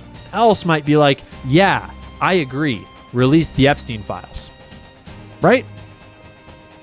But when they all start posting about how soda and SNAP benefits or whatever the fuck it was, and it's like, why are we even talking about this? Let alone why are all of you at the exact same time? It's because none of them give. It's because it's coordinated. Okay. None of them came up with the ballroom thing. That's that. Videos, obviously. And you can learn about how they do this from Elon Musk's baby mama herself, who I gotta say, man, like, chat, how wild is this? We went over this, like 5 or 6 nights ago. That's so wild. So wild. 84 years ago. Is Ian on the stream? Ian, if you're on the stream, I am a fan of yours. Whatever the number, however long ago it was. By the way, everybody, let me give you an idea of what about Restream. And Wally, I'm gonna get back to you in 1 second. We were all watching the Elon Musk baby drama unfold, which is a literal lifetime ago. I did not foresee Ashley St. Clair doing anything substantial or beneficial in the world ever. I didn't know her personally. I just figured if this is what you're doing with yourself right now, if you're like if you're sort of actively like sting operationing Elon Musk, like targeting him to get his artificial insemination baby sperm juice so that you can have a fatherless child with an autistic demon like Elon Musk, that's weird, but whatever. I'm not going to hate on her for it right now because she's crushing it. She's sharing important. That message is for you to Anna. Truth. So last week I told you guys that all of MAGA is paid and they coordinate their messaging in lockstep via group chat. And it's important to note, she says last week because she actually made a viral video, like a Twitter video and a TikTok about how they do this a week before this. And she was giving other examples of how they do this and showing other text message thread examples. And then this happens and she's like, see what I told you. And what do you know? All of these people came to the conclusion. This is for Willie, Mr. Willie, Willie Wallace guy. I think one of the better ones is Kling 3.0, Kling 3.0. Grok Imagine's pretty good once in a while too with the right prompting, and I would say sometimes. Where'd you go? Google VO 3.1 is pretty good as well. And sometimes with your prompting, if you overdo it, you can kind of confuse it. And sometimes these don't like if you give them negatives, they don't like those. So if you say like, no glasses, do not have a red shirt, just have a blue shirt. Or if you say too many no's, like make sure there's no shoes, make sure there's no rings on the fingers, it can kind of confuse, rather than saying like fingers are without any jewelry. And that's kind of like a positive statement. I don't know, like somehow the AI is sensitive to those things. Or if you say, instead of no shoes, say person walking barefoot instead of no shoes. So it's kind of like the prompting codes. AI is like sensitive, I guess. Conclusion that after they saw what happened at the White House Correspondents' Dinner, their first thought was all independently, Trump needs his ballroom. The statistical likelihood of this happening in a vacuum, if we are to stipulate that these people are not coordinated, the statistical likelihood of this happening, that they all came to the same conclusion, not probable, okay? I think it's also important to note that one of the main group chats in which they coordinate this messaging is literally called Fight, Fight, Fight after the... I'll just scroll up so you can see it. She was in it. She knows all about it. And it's like, honestly, it's not complicated, okay? I'm in this industry. I've watched the onboarding process. It goes like this. Young guy starts talking online and for whatever reason gets some views. Not a lot of views, but some views. Young guy thinks, oh gosh, I'm good at this. I could make a living at this. Keeps making videos. Young guy gets invited on a podcast, like maybe Tim Pool, for example. Young guy starts doing the podcasting circuit, starts getting called and invited to events, and he feels so important. He's meeting important people. It's like really crazy. Getting lots of views, not making a ton of money yet, but you know, starting to feel important. Young guy gets invited to turning. Did you guys know we have a MAGA hat? Just type in MAGA, You got a MAGA hat right there. Point USA. At Turning Point USA, everyone's schmoozing and they're going to parties and they're like, oh, it's so good to meet you. Oh, I love your work. You've been doing so good. And all these people that Young Guy has looked up to for so long, like Ben Shapiro, oh my gosh, he's just so amazing. And they're just overwhelmed with all the stardom and all the opportunity and all these successful influencers that are inviting them, you know, to like probably to hotel rooms to do who knows what, but we won't talk about that part. Yeah. And so, you know, they just make friends. And then those friends invite them to do other things, podcasts and parties and, you know, raves where James O'Keefe is DJing and everyone's dressed as all these things. And literally, this is what happens. And I went to them. Everybody in the industry goes to them. I did it once, and it was more than enough. And if you're young and naive and have never been to a party before and have never met anyone or are, impressionable enough to be starstruck and to think that this is how you make it and to think that this is what matters in the world, again, hearkening back to Candace's opener, if you think that this is what matters, if you think that fame is what matters, if that's the point, it's really easy to just be swayed into being like, oh my fucking God, I am so important. And then you're in a group chat with all these super important people. Oh man.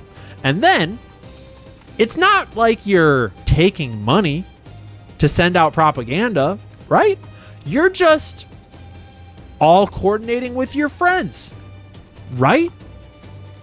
But the thing is, you don't know who started that group chat, and you kind of know that if you don't play ball, you aren't in the friend group. You kind of know that if you speak out or ask Benny, like, what's up with the gay swinging thing, or whatever it is you want to talk about that's not really kosher with the kosher clan, then you're probably going to get kicked out of the group chat. But obviously, none of these homies are kicked out of the group chat because they love being in the group chat, because that's what they live for. Because to them, that is success.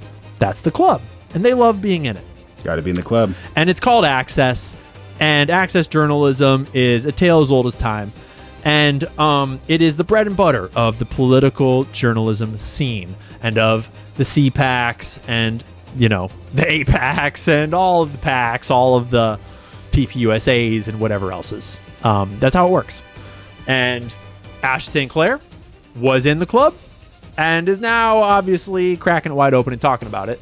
And it is what it is. And to be fair, I'm in group chats with other influencers. Like, I got a group chat with some of the homies that make YouTube videos. But we mostly just talk shit. We don't really coordinate messaging. And sometimes, homies will talk about like what video they made and how retarded Ben Shapiro is. And maybe, if you wanted to, you could be like, I'll make a video. But I don't. And that's not the point of that, because we started ourselves. It's like 4 of us. Or there's another one where I'm in a group chat with other people that do work in content creation, but you have to be careful about these things. You have to think, like, what is the influence from this vector? And I think that a lot of these people just don't think a whole lot. Matt? Right, Matt? Because if you don't think a whole lot about the system that you're a part of, it's easy to pretend that, like, hey, these are just all my friends, and they're just regular people. We're all just having a good time, having access to the White House and having access to the politicians and shilling for the American empire, for the military-industrial complex, for the wars. We're just all friends, just doing what friends do, right? And so don't come after my friends, bro. We're just regular people, right? Absolutely, Recon Blues. Bro, Matt, you work at this company. You work with them every day. You're just all friends. Just ignore how he really feels about you and your religion, how he really treats you and your religion. Right, Matt?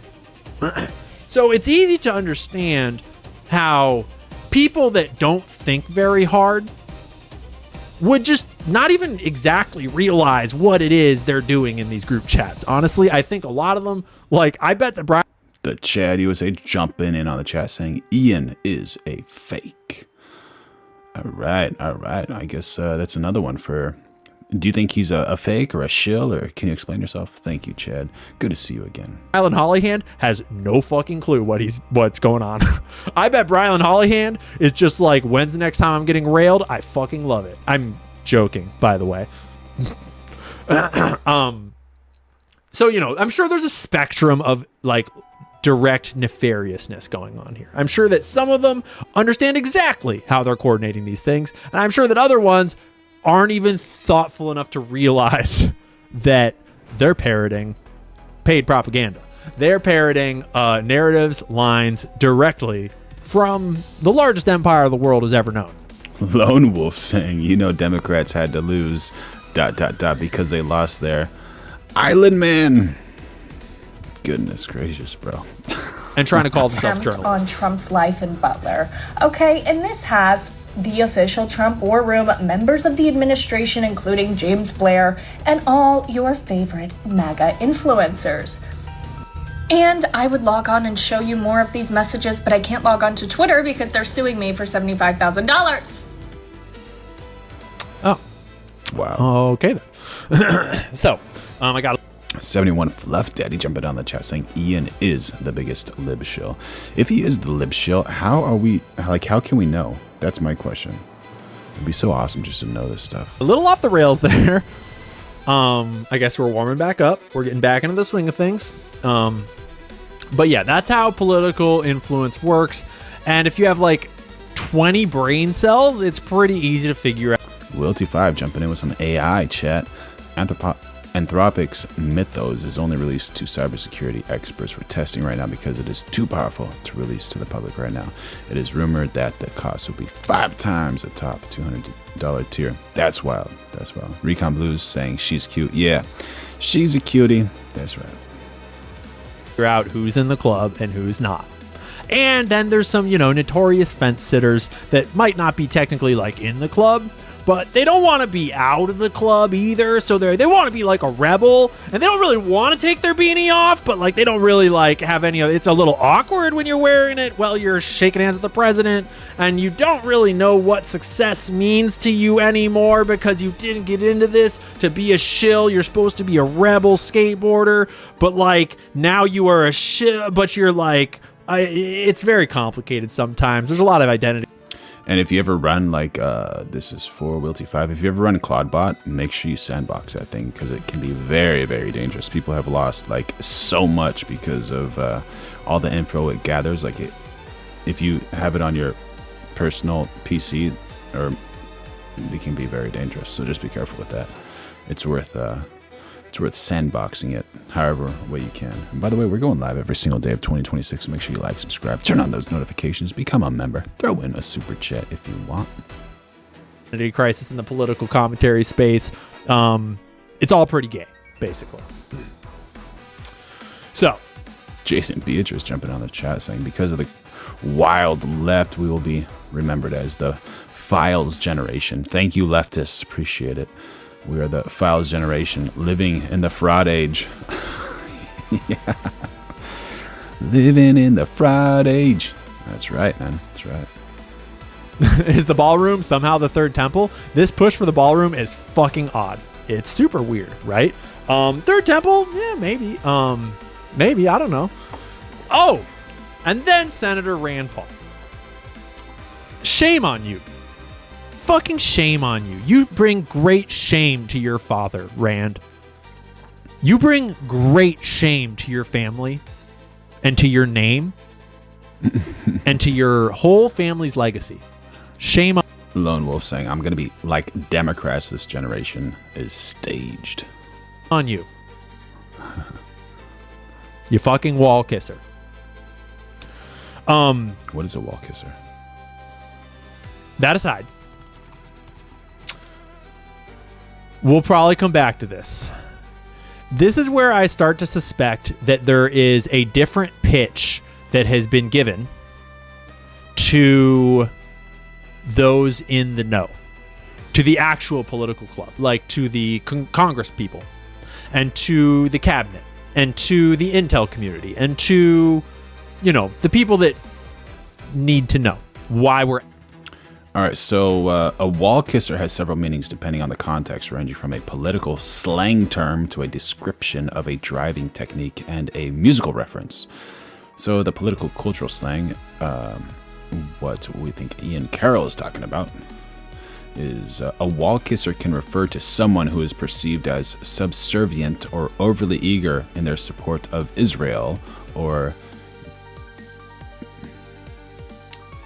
Jewish people, often with a sarcastic nod to politicians kissing the Western Wall. Oh, wall kisser, they kiss the wall. That makes sense. That makes sense.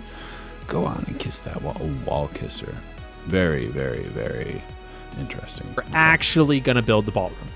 The bipartisan members of Congress that need to fucking vote on this bill to kill this lawsuit that is being very problematic that we'll get into a little bit.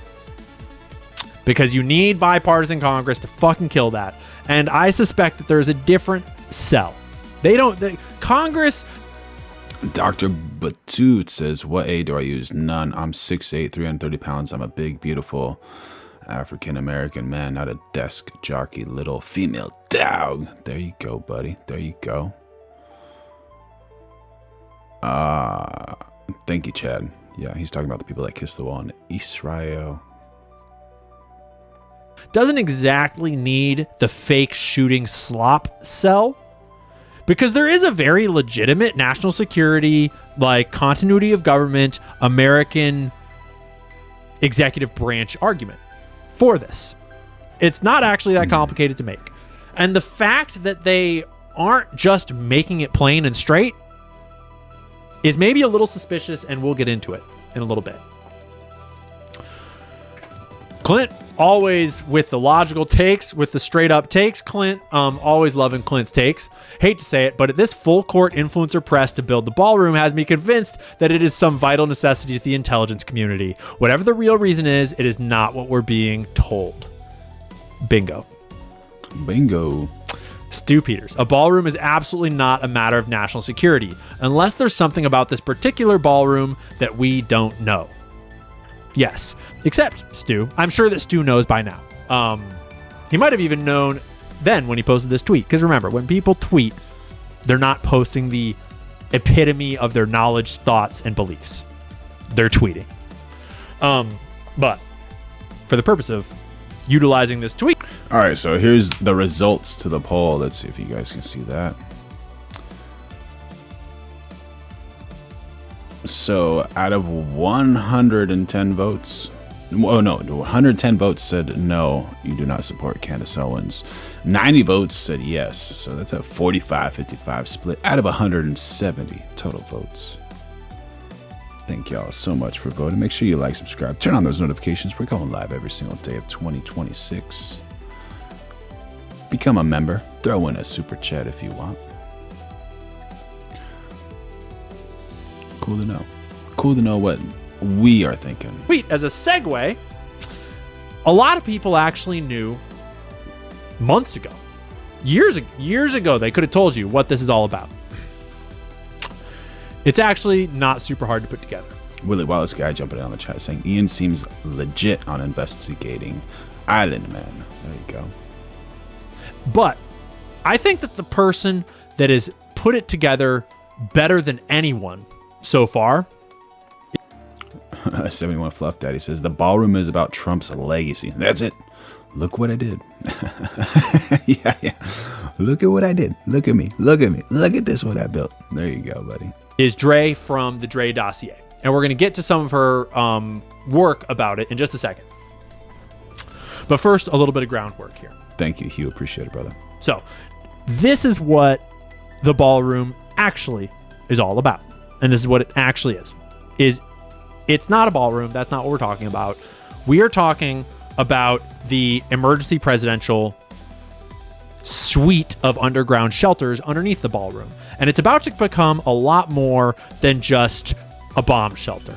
Okay? There's been a bomb shelter. You know, actually, I had a Wikipedia open about it. Yeah, there's a Wikipedia page for it. The PEOC, the Presidential Emergency Operations Center. It's been around for a long time. Okay? It was built in it was remodeled after World War II. The bunker itself was originally built during World War II to protect the president. And famously, actually, we all know that during September 11th, Dick Cheney and a couple of the wives, a couple of the senior staff members were actually moved into this bunker underneath the White House, underneath the East Wing, to protect them from the Islamic terrorists that nobody saw coming. Oy vey. Nobody saw coming. That's cute.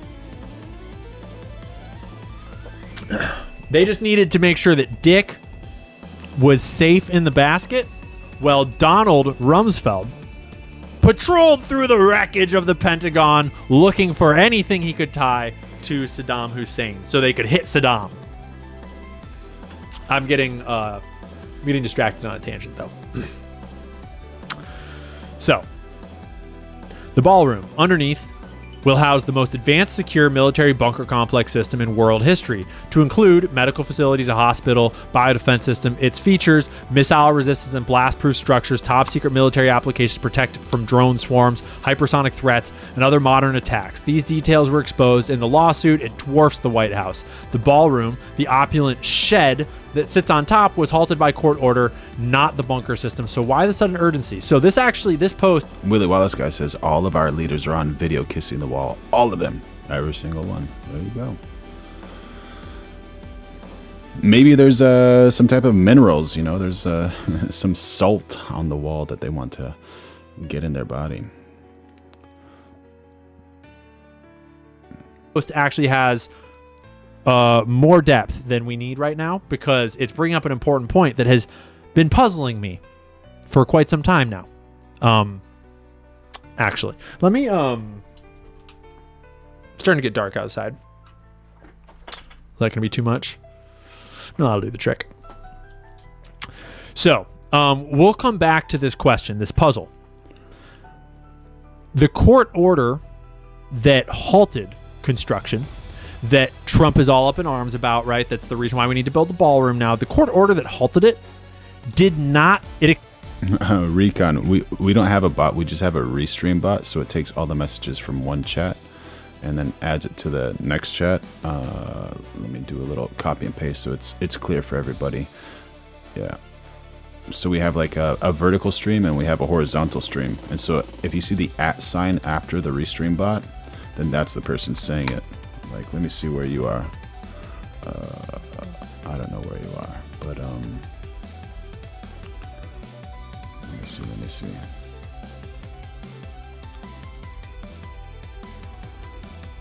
Let me see if you're here.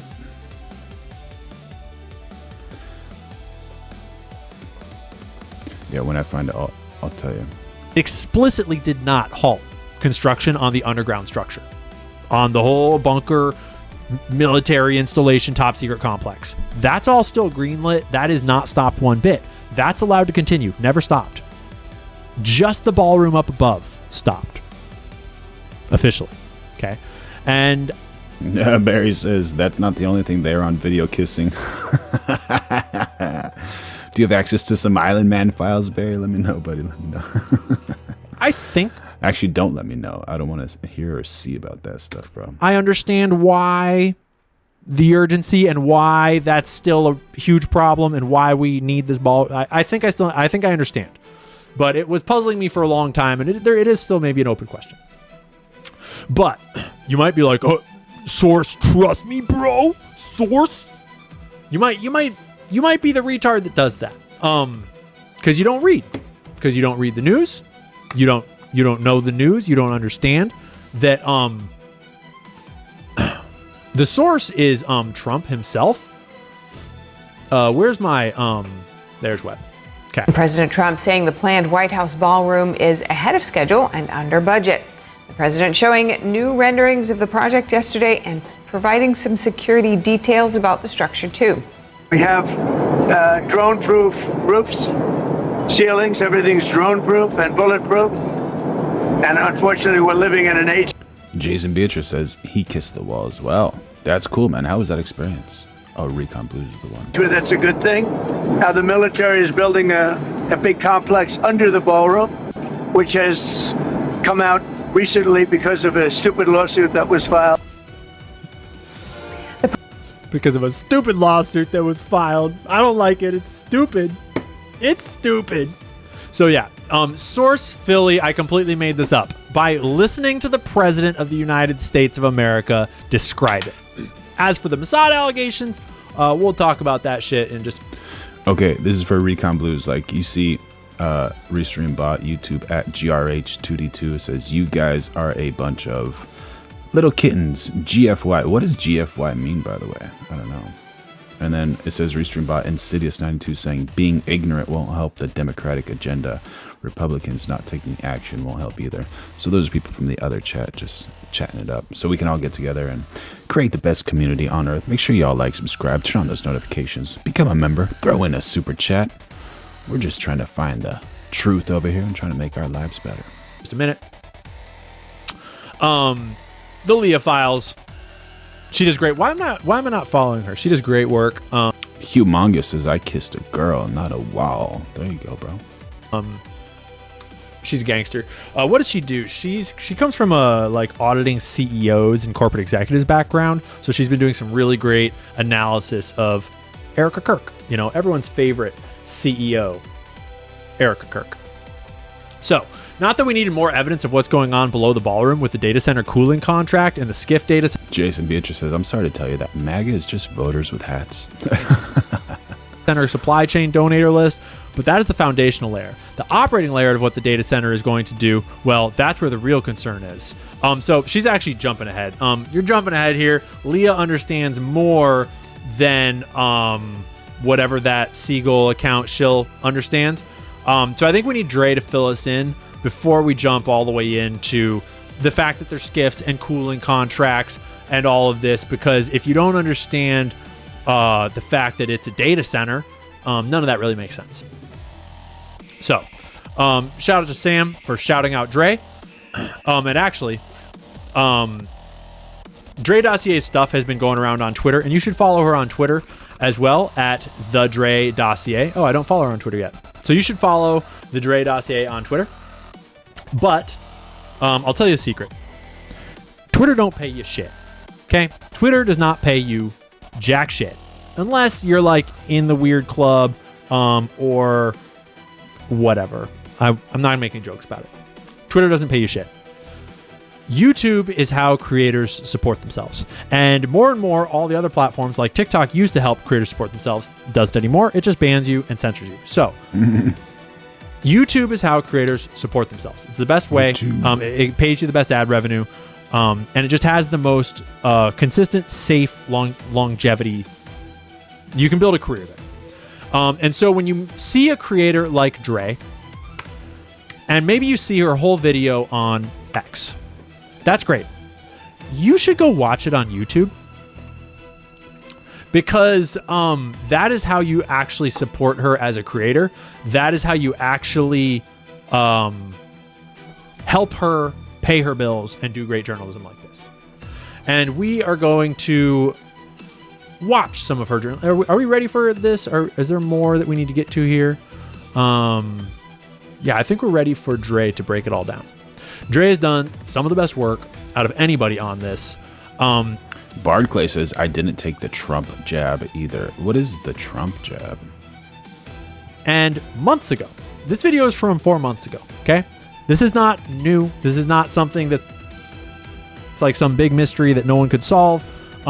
Certainly Dre does incredible work putting all these pieces together, but pieces of this have been floating around for quite some time. But, you know, if you're Matt Walsh, it's like, it's just too much to fucking handle in the fucking brain, dude. It's just a lot to handle, bro. I understand. I'm tired. I understand. Yeah, X is super wild. It is a lot, but try to keep up.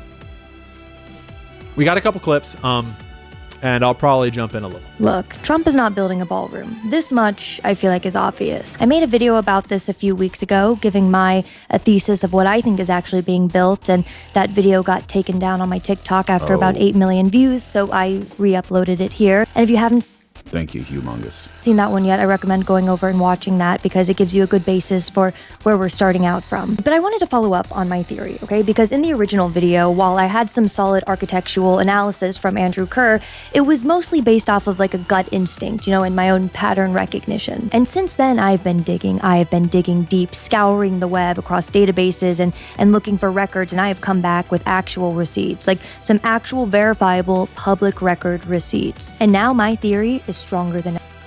We got Jason Beatrice saying, you realize we elected Trump, right? Like, he just does our bidding. He's an elected official. We don't follow him. He works for us.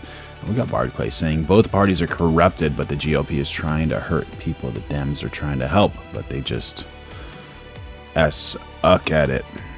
never, okay? Because I know that Trump is not building a ballroom.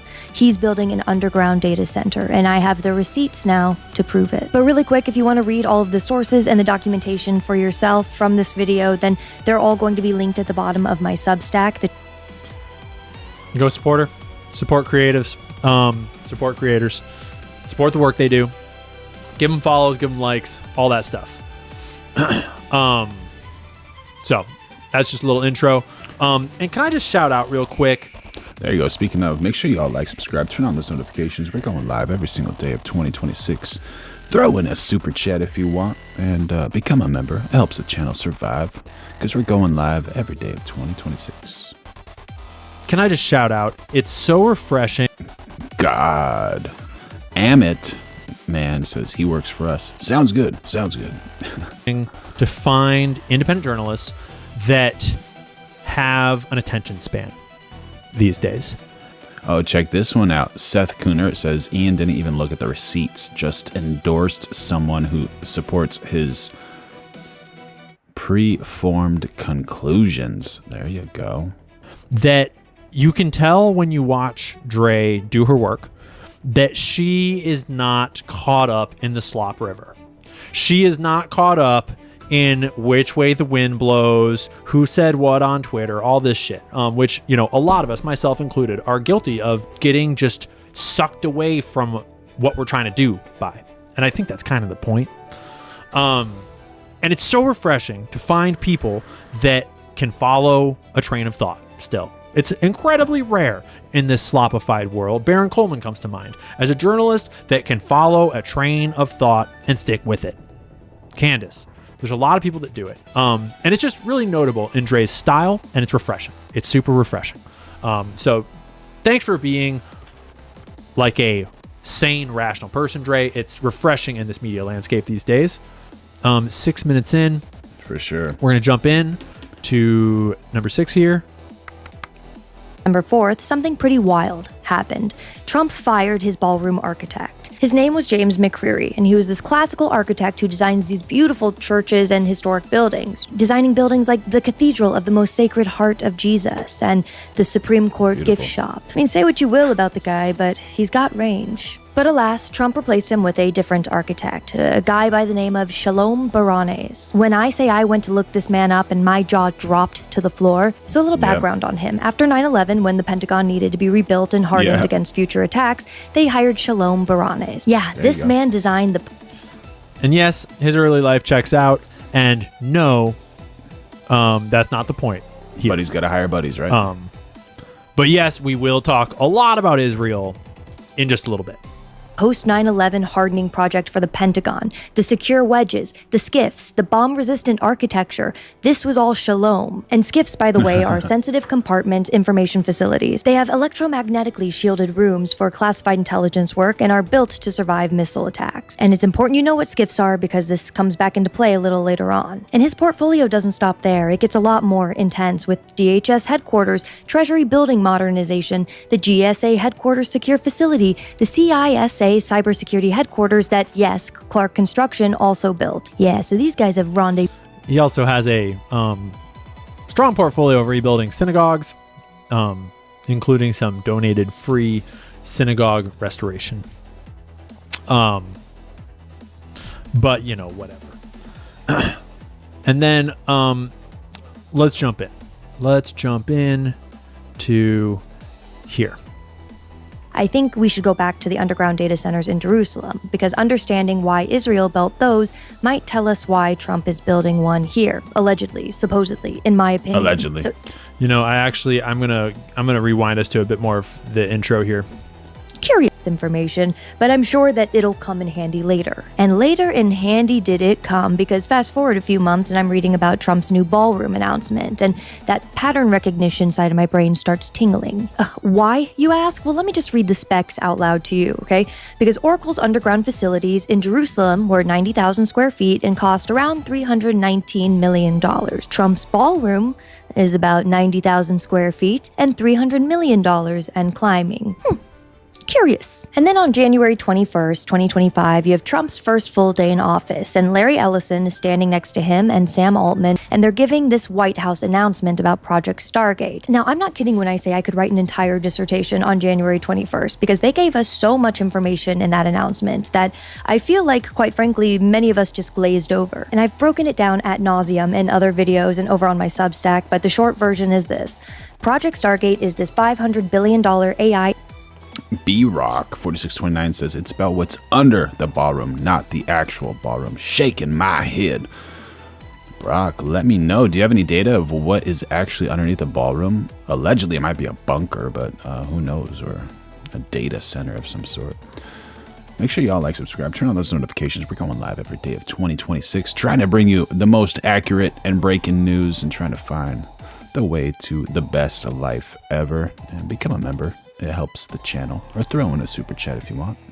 Infrastructure initiative for government operations, defense intelligence, and consolidating federal data across agencies. Because all of these AI initiatives Trump and his team keep launching need infrastructure. They need servers, power, cooling, and security. And then you look over to who's donating to Trump's Ballroom project, right? And the coincidences just keep stacking up on one another. Definitely. And so I'm sitting here thinking to myself, okay, if this is actually what's happening, right? If this is actually what's being built, then there's got to be some evidence somewhere. Like, you can't just build an underground data center without leaving any paper trail. And so I start digging, right? Because the first thing I want to know is who's actually building this thing. So their lead contractor.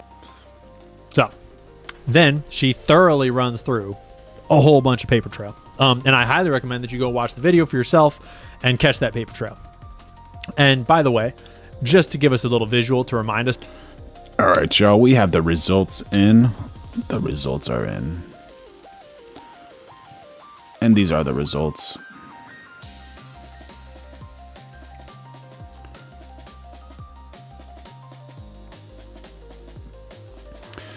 Grok is in first place with 33% at 9 votes. Surprising. Claude is in second place, 21%, 6 votes. Perplexity in third place, 18%, 5 votes.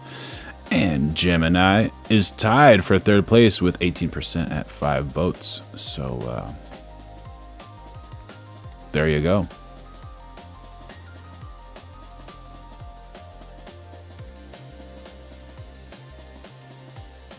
This all of what she's referring to with this Project Stargate. Let's remember a million years ago, back on day one of this majestic presidency, back when RFK was gonna. Willie Wallace guy says some say it's for tech under the ballroom. Some say it's a Babylonian temple being built along with it. A Babylonian temple.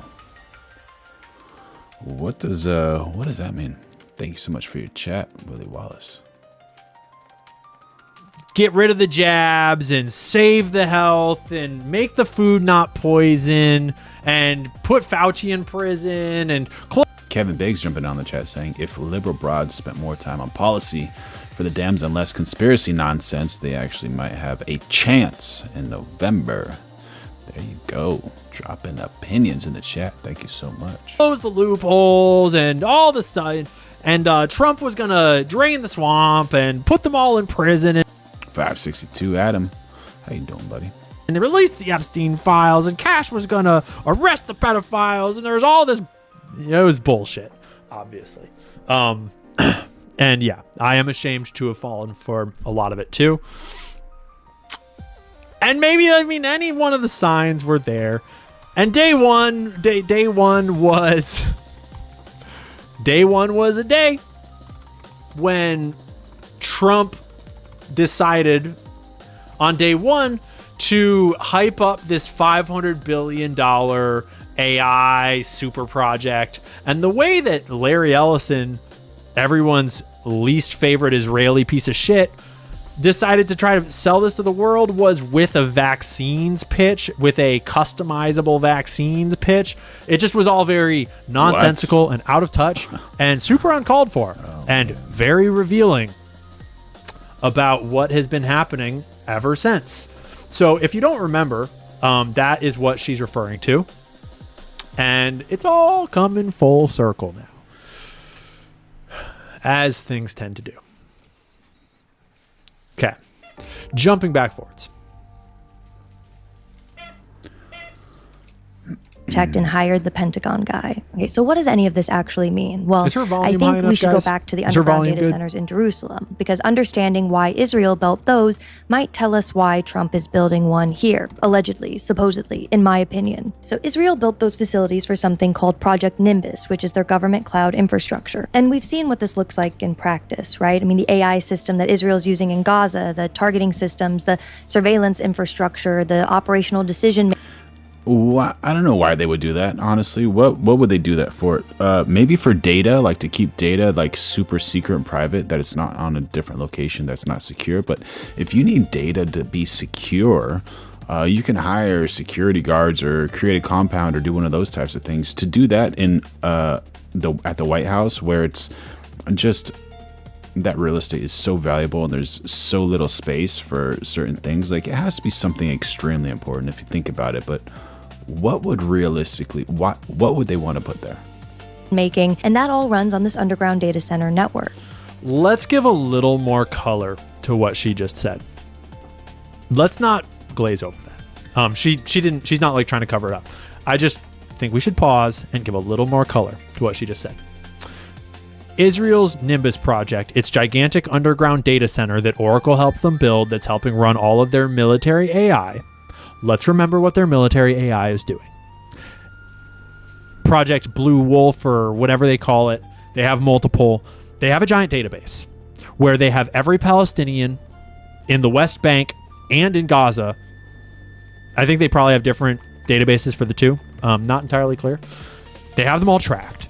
They have everything they know about them, all their info, all their movements. They have cameras set up all over the West Bank, constantly surveilling, watching them in their homes, watching them outside their homes, in public streets, in private places, everywhere they go, tracking their movements as they move through checkpoints, all of it. All of that is recorded in a database. It's constantly monitored and used for whatever they want.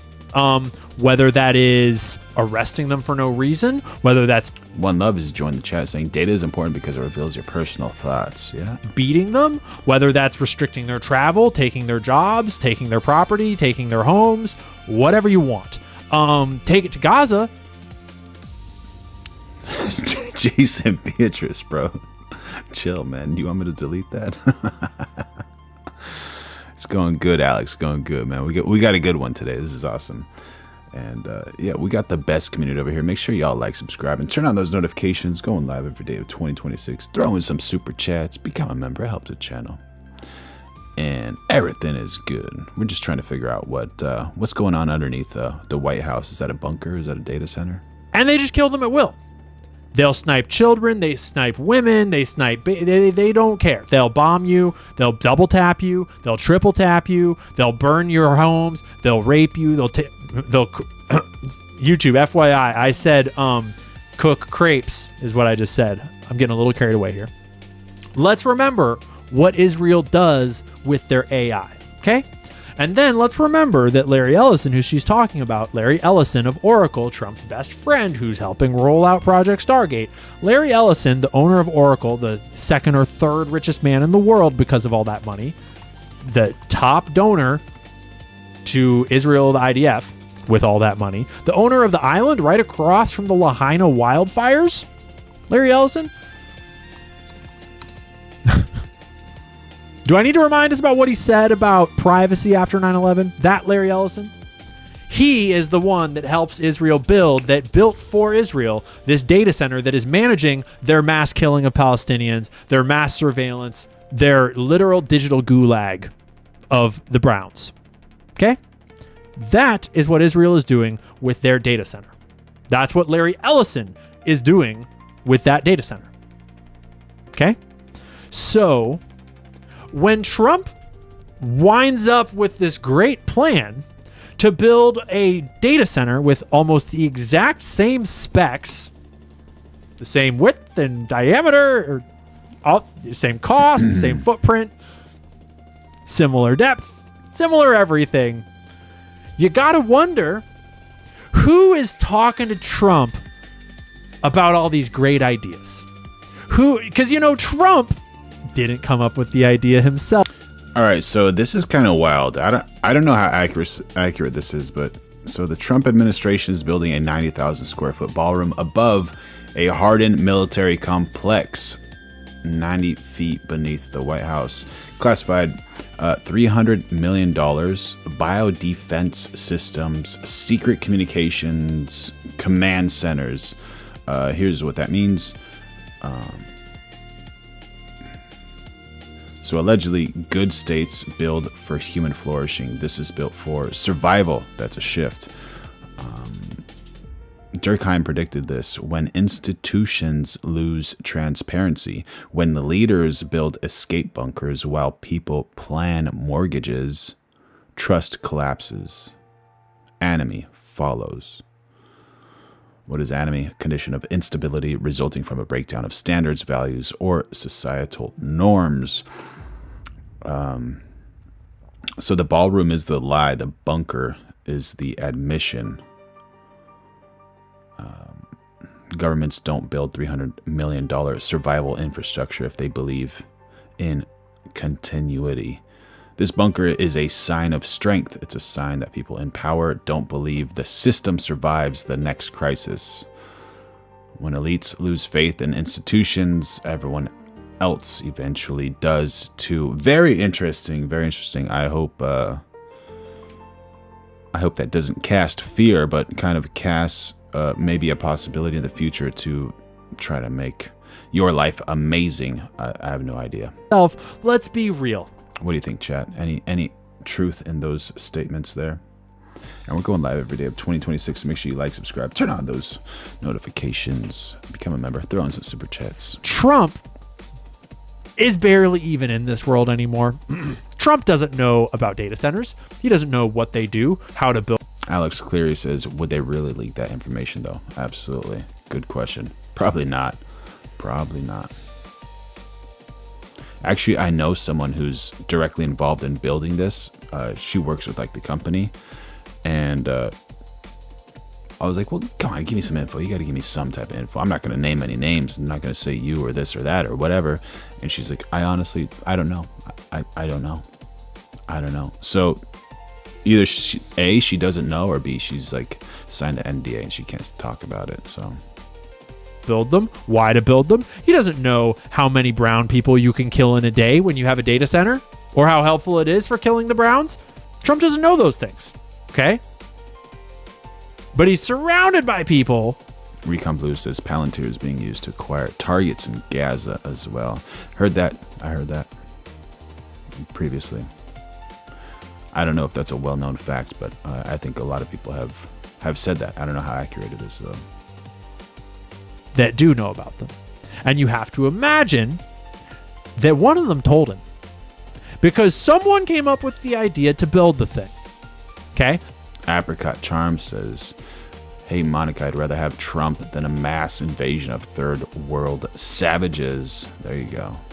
And Dre and several other researchers have all independently shown through their own research that we have massive power infrastructure contracting and work being done right at the East Wing. We have massive water infrastructure work being done. We have all of the contractors that specialize in specifically data center type work that have built classified data centers. All of the pieces, you can watch Dre's whole video about it. You can do more research about it. We might get into some of mine about it in a bit. It's very clear that they're building a giant data center down there. Not just a bomb shelter and bunker. They are replicating Israel's underground infrastructure underneath the White House. And you gotta wonder who gave those ideas to Trump. It was probably not, some Christian patriot like Tucker Carlson, for example. It was probably one of the Israeli pieces of shit that is currently actively involved in how well it's working over in Israel with all the projects that they're using theirs for. So just keep that in mind. Where the inspiration came from, who the inspiration came from, as we get a little deeper into this.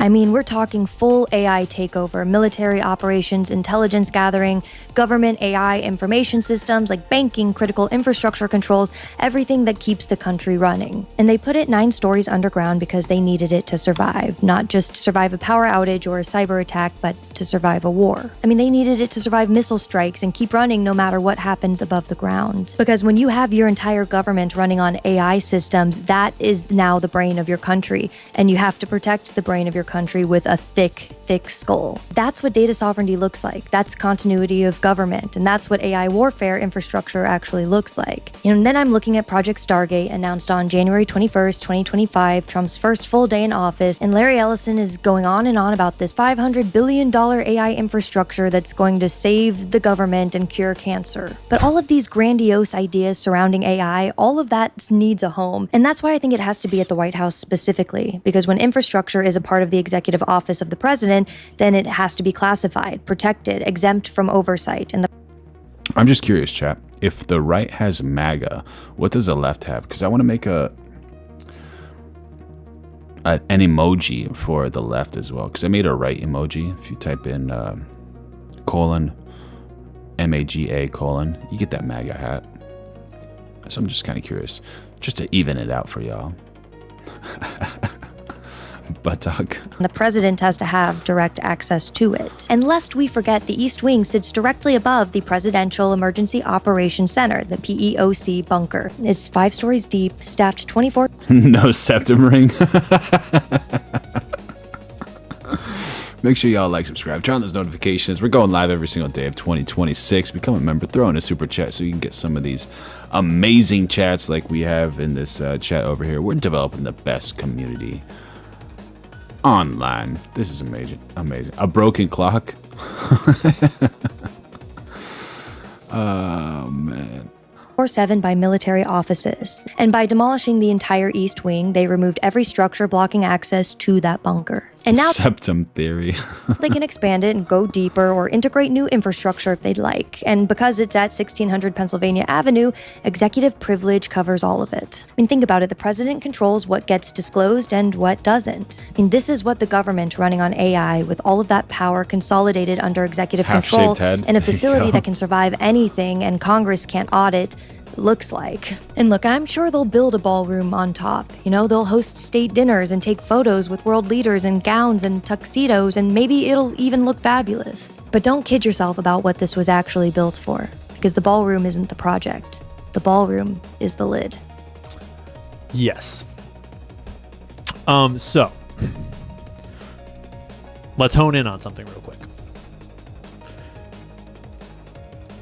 The executive office. Wilty says the right has plenty of diapers for draft dodgers. There you go. We actually got a picture of me and Donald Trump with a sign in the back saying, "Make tacos great again." Let me find that picture for you.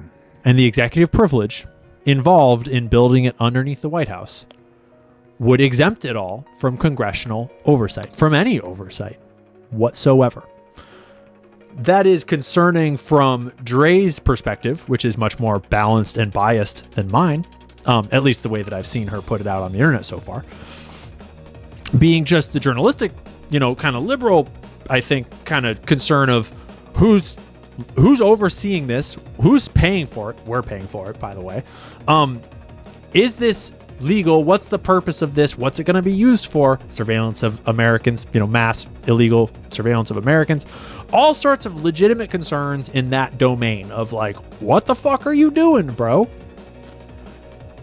I have significantly greater concerns that I would argue are significantly more serious, honestly. Unpopular opinion. Himself. But I could be convinced that there's a legitimate argument for this construction to be done in some form. Like, it's a very legitimate thing to have a bunker underneath the White House. That's totally okay. There's nothing wrong with protecting the president of the United States. That's good, right?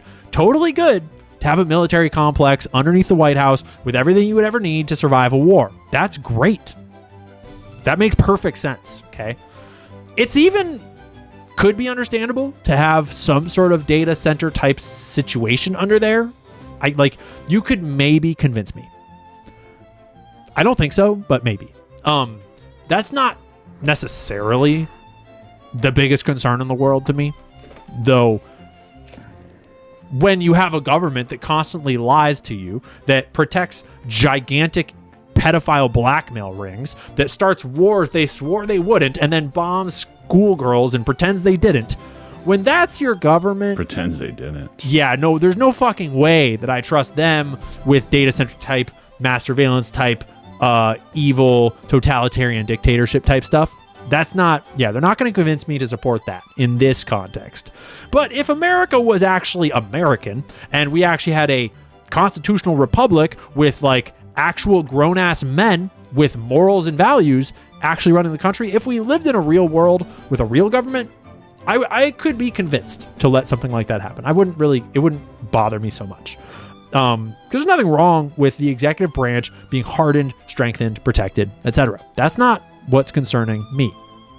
That's not what's concerning Dre either. Dre is obviously, I assume, concerned by the corruption, the graft, the digital mass surveillance implications, the what the fuck is this going to be used for? Why doesn't it need to be done in secret? And why are we all paying for it with no oversight? All of those are great concerns.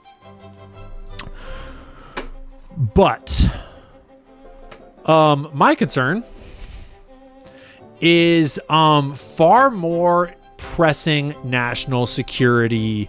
We're in big fucking trouble. We are in big fucking trouble. And let's put some of the pieces together here. Okay? Donald Trump is the first Jewish president of the United States of America. I'm tired of I'm tired of people dancing around the issue. That's a pretty big statement. He's obviously surrounded by a bunch of Israeli assets. He's obviously been threatened or blackmailed by Israel multiple times. He's either terrified or in bed with or blackmailed by whatever it is. He obviously has thrown his entire family legacy away to support this thing. He obviously has started a gigantic war that is destroying the American empire, that has burned our American infrastructure in the Middle East to the ground, that has tanked the global economy. He is throwing everything away to support the Greater Israel Project and Israel. His entire donor base is basically Israeli and Zionist shills now. There's really, like, if you need more evidence than your own fucking eyeballs to figure. All right, y'all. Breaking news. We got the septum emoji live. So if you type :septum : you'll get it. You'll get it. Here we go.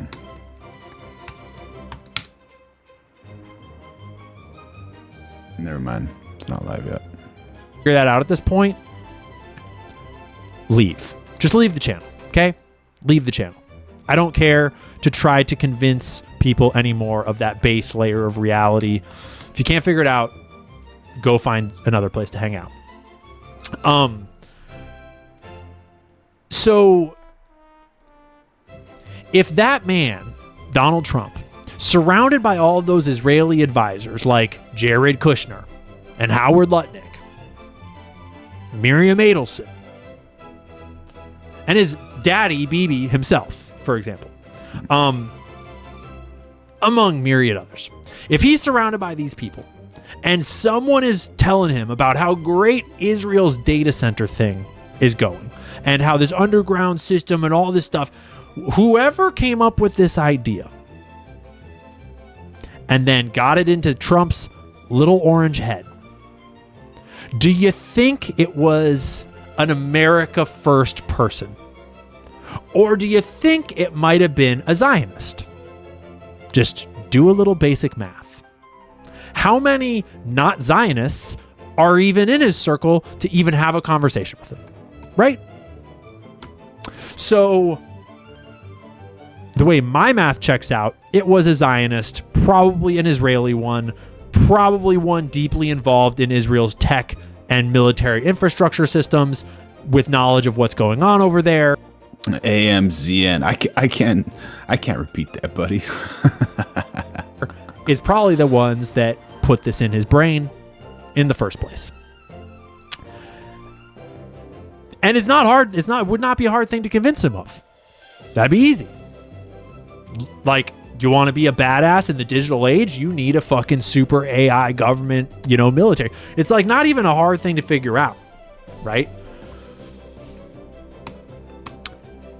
So they enact this project in secret at first. It was all a secret at first. And then the lawsuit happens. It comes out that actually they are building a lot more than just a ballroom when they're doing this whole thing. It all starts to come out in these lawsuits, and Trump gets super pissed, and they start to admit that, like, yeah, we're building a ballroom, and yeah, we are also building a bunch of secret underground military stuff, and it's classified. Okay, it's classified. They have not yet disclosed for themselves that it's a bunch of data centers too. They're just saying it's classified military stuff. But all the journalists have put together enough pieces by now that it's fucking a data center. And one of the, there's lots of ways that you can put that together for yourself. How you doing, Mike? But one of the ways that you can kind of put two and two together, if you how you doing, Cap Wins? have at least a little bit of brain cells, is look at the donors list. The donors list is a who's who of not just data center and tech companies, also construction and military and all sorts of stuff. It's not ballroom people, that's for sure. It's Apple, Amazon, Alphabet, Meta, Palantir, Microsoft, NVIDIA, HP, Micron Technology, Booz Allen Hamilton, T-Mobile, and Comcast. They're all big donors to the ballroom. The defense industry, Lockheed Martin. I just learned today that Caterpillar is Israel's #1 supplier of heavy equipment. That was great to know. It's a bunch of crypto companies, and then it's a bunch of wealthy private donors like the Adelson Family Foundation and Stephen A. Schwartzman, founder of Blackstone, the Lutnick family, the Perlmutter family, right?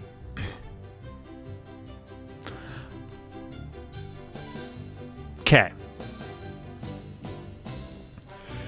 So,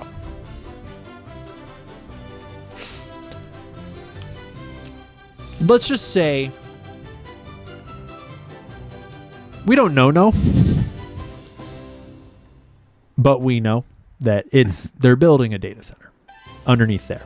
And they're building the data center to house the architecture of the American digital gulag. Okay?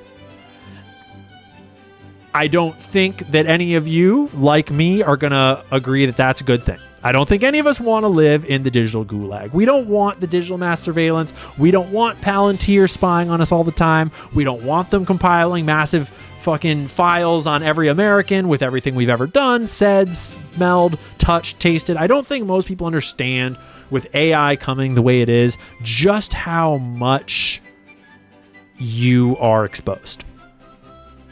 Every traffic camera, every scanner, every touchpad. And that's just the stuff that exists today. Just wait until glass can see you, and wait until Wi-Fi can trace you and read your heartbeat. Oh, wait, that already works. Just wait. All the technology that's coming to track and sense and surveil and record you and put it all into a nice database where then AI can analyze it all. And let's just say don't get out of line. Let's just say that don't fucking get out of line, bud. Because it will not go so well. It won't go so well. Okay. And they'll have a whole explanation for why we have to do it. It's for safety. It's for security. It's for terrorism. It's for whatever it is. You know, oh my gosh, the cyber pandemic that happened was so catastrophic. The only solution is a digital ID so we know who's on the internet. Oh my gosh, the AI hacking cyber pandemic. No regular citizens allowed to use AI anymore. We got Jason Beatrice jumping in on the chat saying, sorry, America. Ilhan Omar took your Doge checks to Somalia. Make sure y'all like, subscribe, turn on those notifications. We're going live every single day of 2026 and become a member. It helps the channel. Throw in a super chat if you want. And Nick Gurr says, well, I did have to change my name from Nick from the name given to me at birth. First name. Oh, never mind. Almost got me with that one, buddy. We got the best community here. Make sure y'all like, subscribe. It's government regulated now. You can't use your own AIs. It's too dangerous for regular people to have such vast power in their hands. Whatever it is. Okay? Don't do it. It's not good.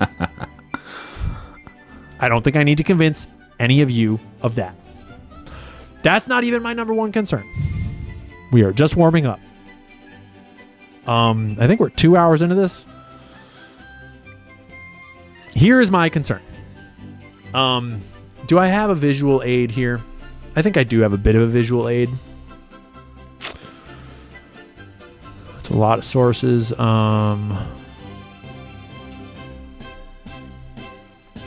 Okay. I just want to... Boom. Okay. We'll get to the visual aid in a second. I want to drink water.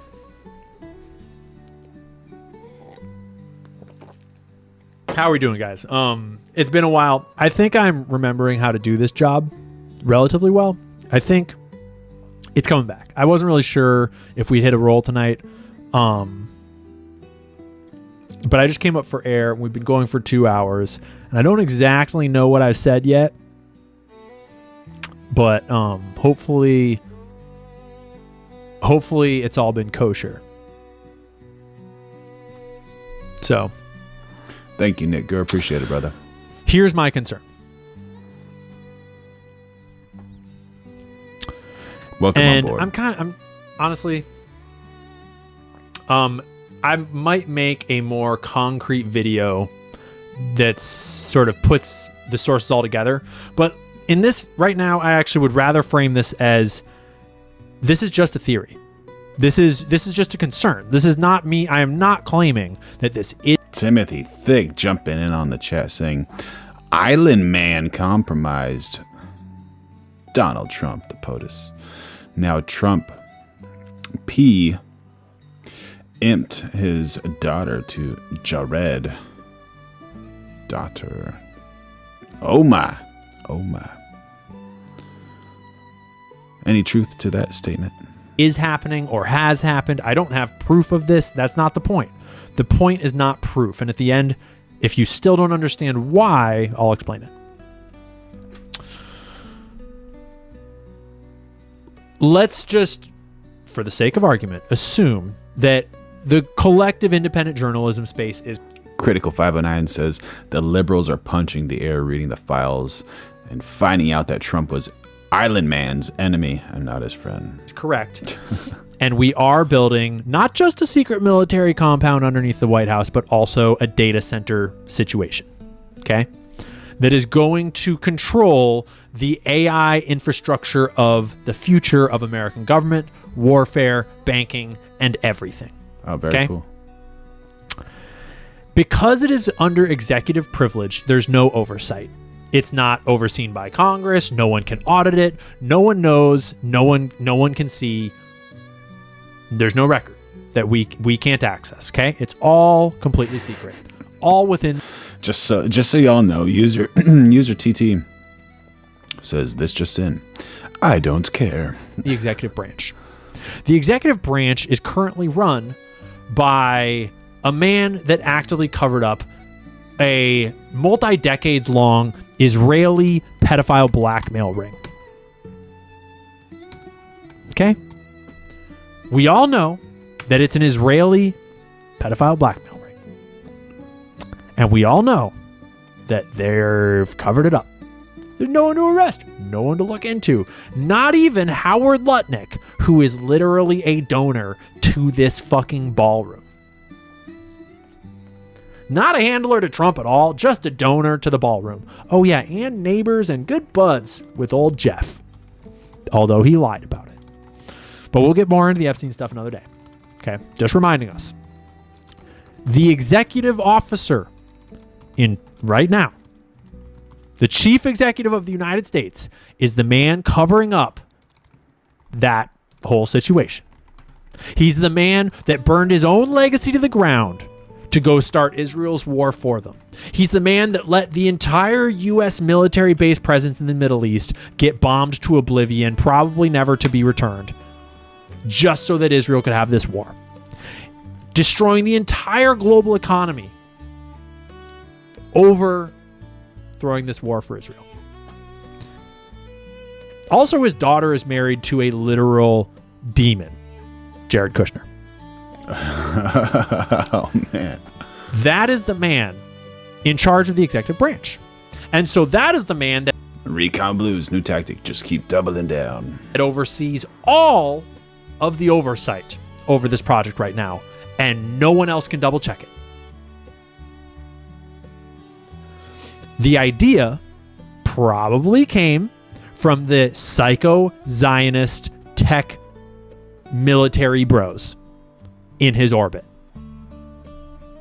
Like Larry Ellison, for example. Like Palantir, for example. Like maybe from Bibi himself. I don't know. We know that they're building something, but we don't know the subcontractors list.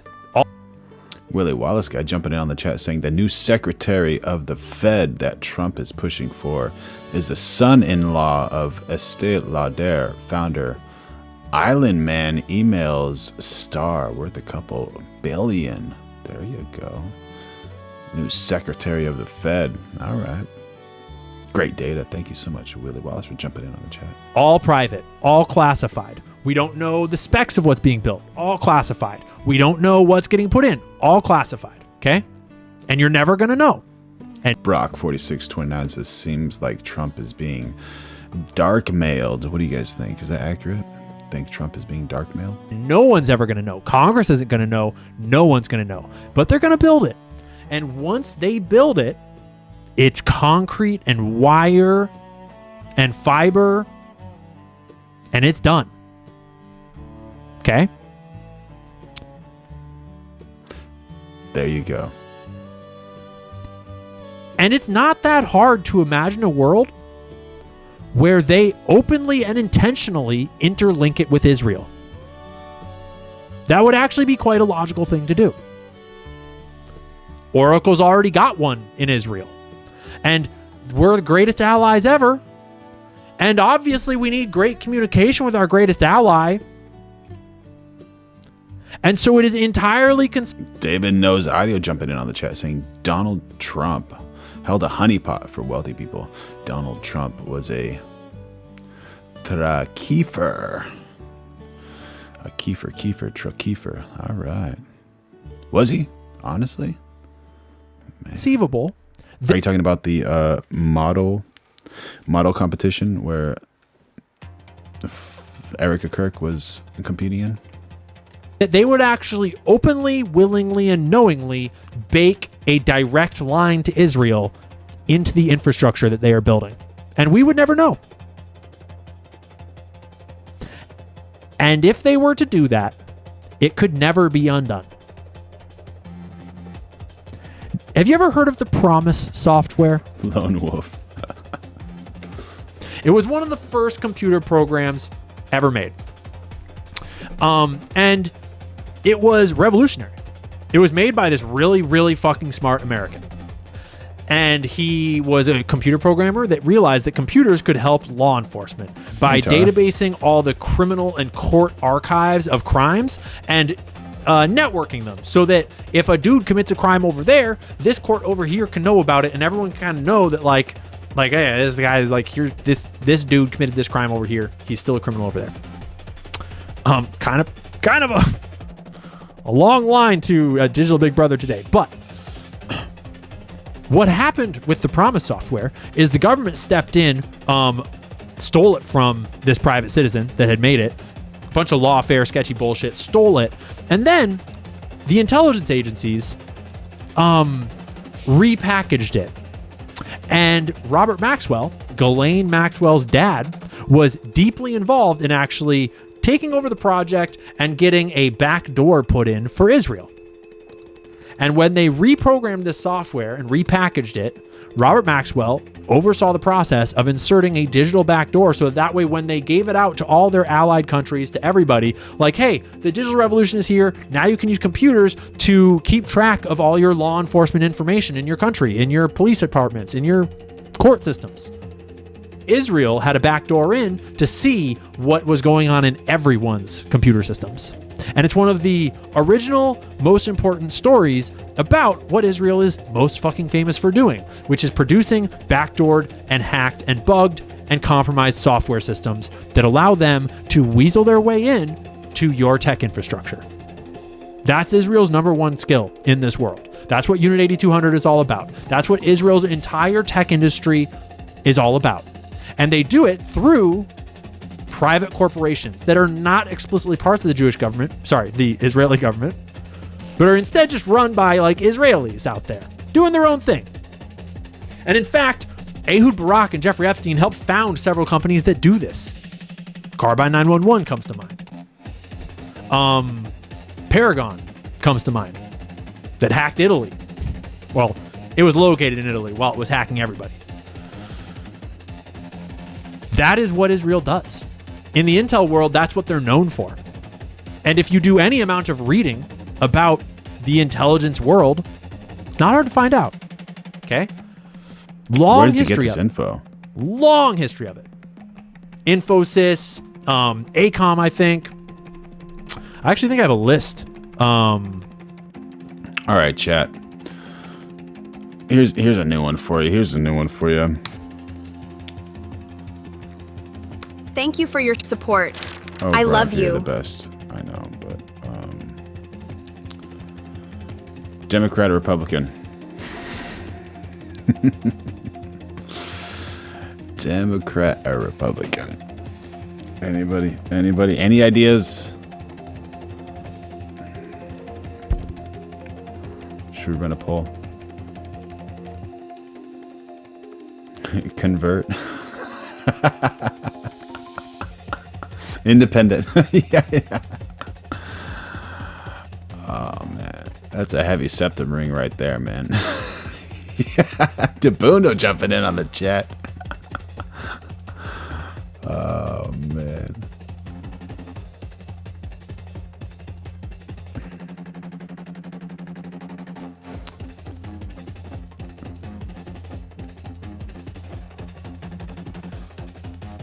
Awesome, Underboss. Good to see you, buddy. Good to see you. Thank you for your support. I love you. Why is it going all wild now, man? My goodness.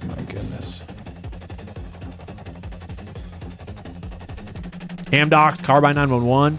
She ain't no MAGA. Westband. The NSO Group and Pegasus. Awaken Lib. Happy Saturday, Underboss. Good to see you, buddy. So, in one scenario, David Knows Audio says, find out who Tigran was. There's more evidence than Trump was a truckeefer, just like Island Man. Then there is that. He wasn't. Oh, cool, man. Appreciate it. David Knows Audio. What is your favorite broadcast microphone? Adamo, how you doing, brother? Good to see you. Happy Saturday morning, y'all. It's very understandable that Trump would be talked into actually just letting them build a... Oh, we got one for Adam. Adam, what is this? Is this a Republican or a Democrat? What do you think? One Love needs coffee. I need some coffee, too. All the tattoos. Yeah, she doesn't have any tattoos though, bro. Humongous can change her. Sorry for the massive comments, but YouTube is limiting. Yeah, sometimes you gotta like comment in code. For sure. Direct line to Israel. Like a phone to your buddy. So you could talk to Bibi whenever you want. That would actually, I could Recon Blue says she's an OF model for sure. Adam says looks photoshopped to me. believe that they would actually talk this administration into thinking that was an acceptable idea to just build in at the base. We're the greatest allies ever, and we're going to build the Greater Israel Project. There's some wild kinks out there. Part of it, we're going to be the center of global trade. Obviously, we're always going to be best friends. One love is now MAGA. So we'll just have if our AI brain could talk to your AI brain, that's like how me and my buddies, like my team, like I've got my own AI agent that I'm building that has all this stuff that like helped me build this dossier, build this app. I've got all this. And you know, sometimes I have it talk to like my developers AI over at his place so that we can work together on like working on a cool new feature for web or something like that. But it's a little different when you're building a hard line in. Mr. Good Citizen jumping in on the chat saying Island Man was a huge Democrat supporter. There you go. To the basement of the fucking White House. Right? Okay. And then, so that might be happening, and we would. AMZ, I am double streaming. I'm streaming one vertical and one horizontal, so people can watch on their computers, and they can also watch on their cell phones or laptops or tablets. Never know, and they wouldn't tell us, and we don't have any way to verify it. And all that you have to go on is speculation of, do you think Trump sucks that much Israeli? Cool, thank you, Nick. You know, or not. Because from where I'm sitting, there's basically nothing he won't do for them. Nothing at all. Do you think there's a way to, you know, how those emails and those files are redacted, to unredact them? That would be pretty wild, right? Yeah. But then there's also the other obvious angle. Oracle is the one probably doing this. Almost certainly. Yeah. Palantir is very likely, certainly, being integrated directly in. Both of those companies are run by extremely Zionist Jewish billionaires. Well, I don't think Alex Karp is a billionaire. He's poor. He's one of the poors. He only has, you know, I'm sure tens or hundreds of millions. But you get what I'm saying? They're both run by overtly, militantly, disgustingly Zionist people that are also Jewish. That actively have dedicated their lives to the Israeli cause, to the Zionist cause. Have actively spoken multiple times about how down with the genocide they are, how down with the killing of Palestinians, how down with the whole worldview they are.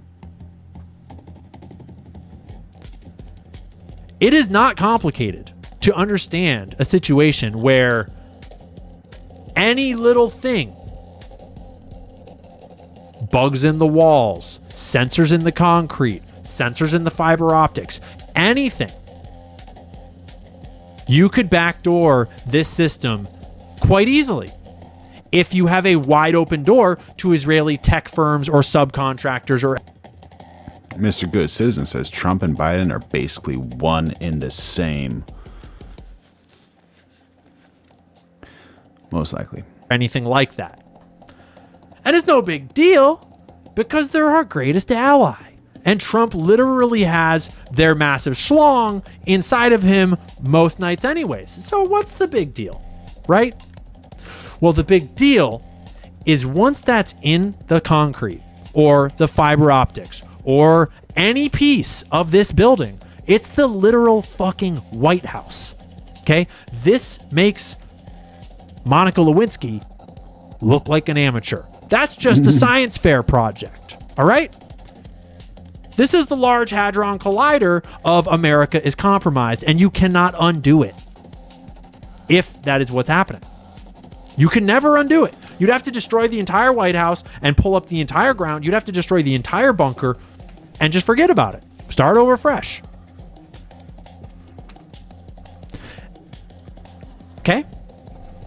Now let's remind ourselves, that's just a theory. That's just, I obviously don't have any proof because it's all classified. Not even Congress people would know whether or not that's happening because it's all classified. That's the problem. No. Westman 7837 says all Democrats and Republicans are all the same bird. We need to start voting for Constitution Party and Libertarian Party candidates.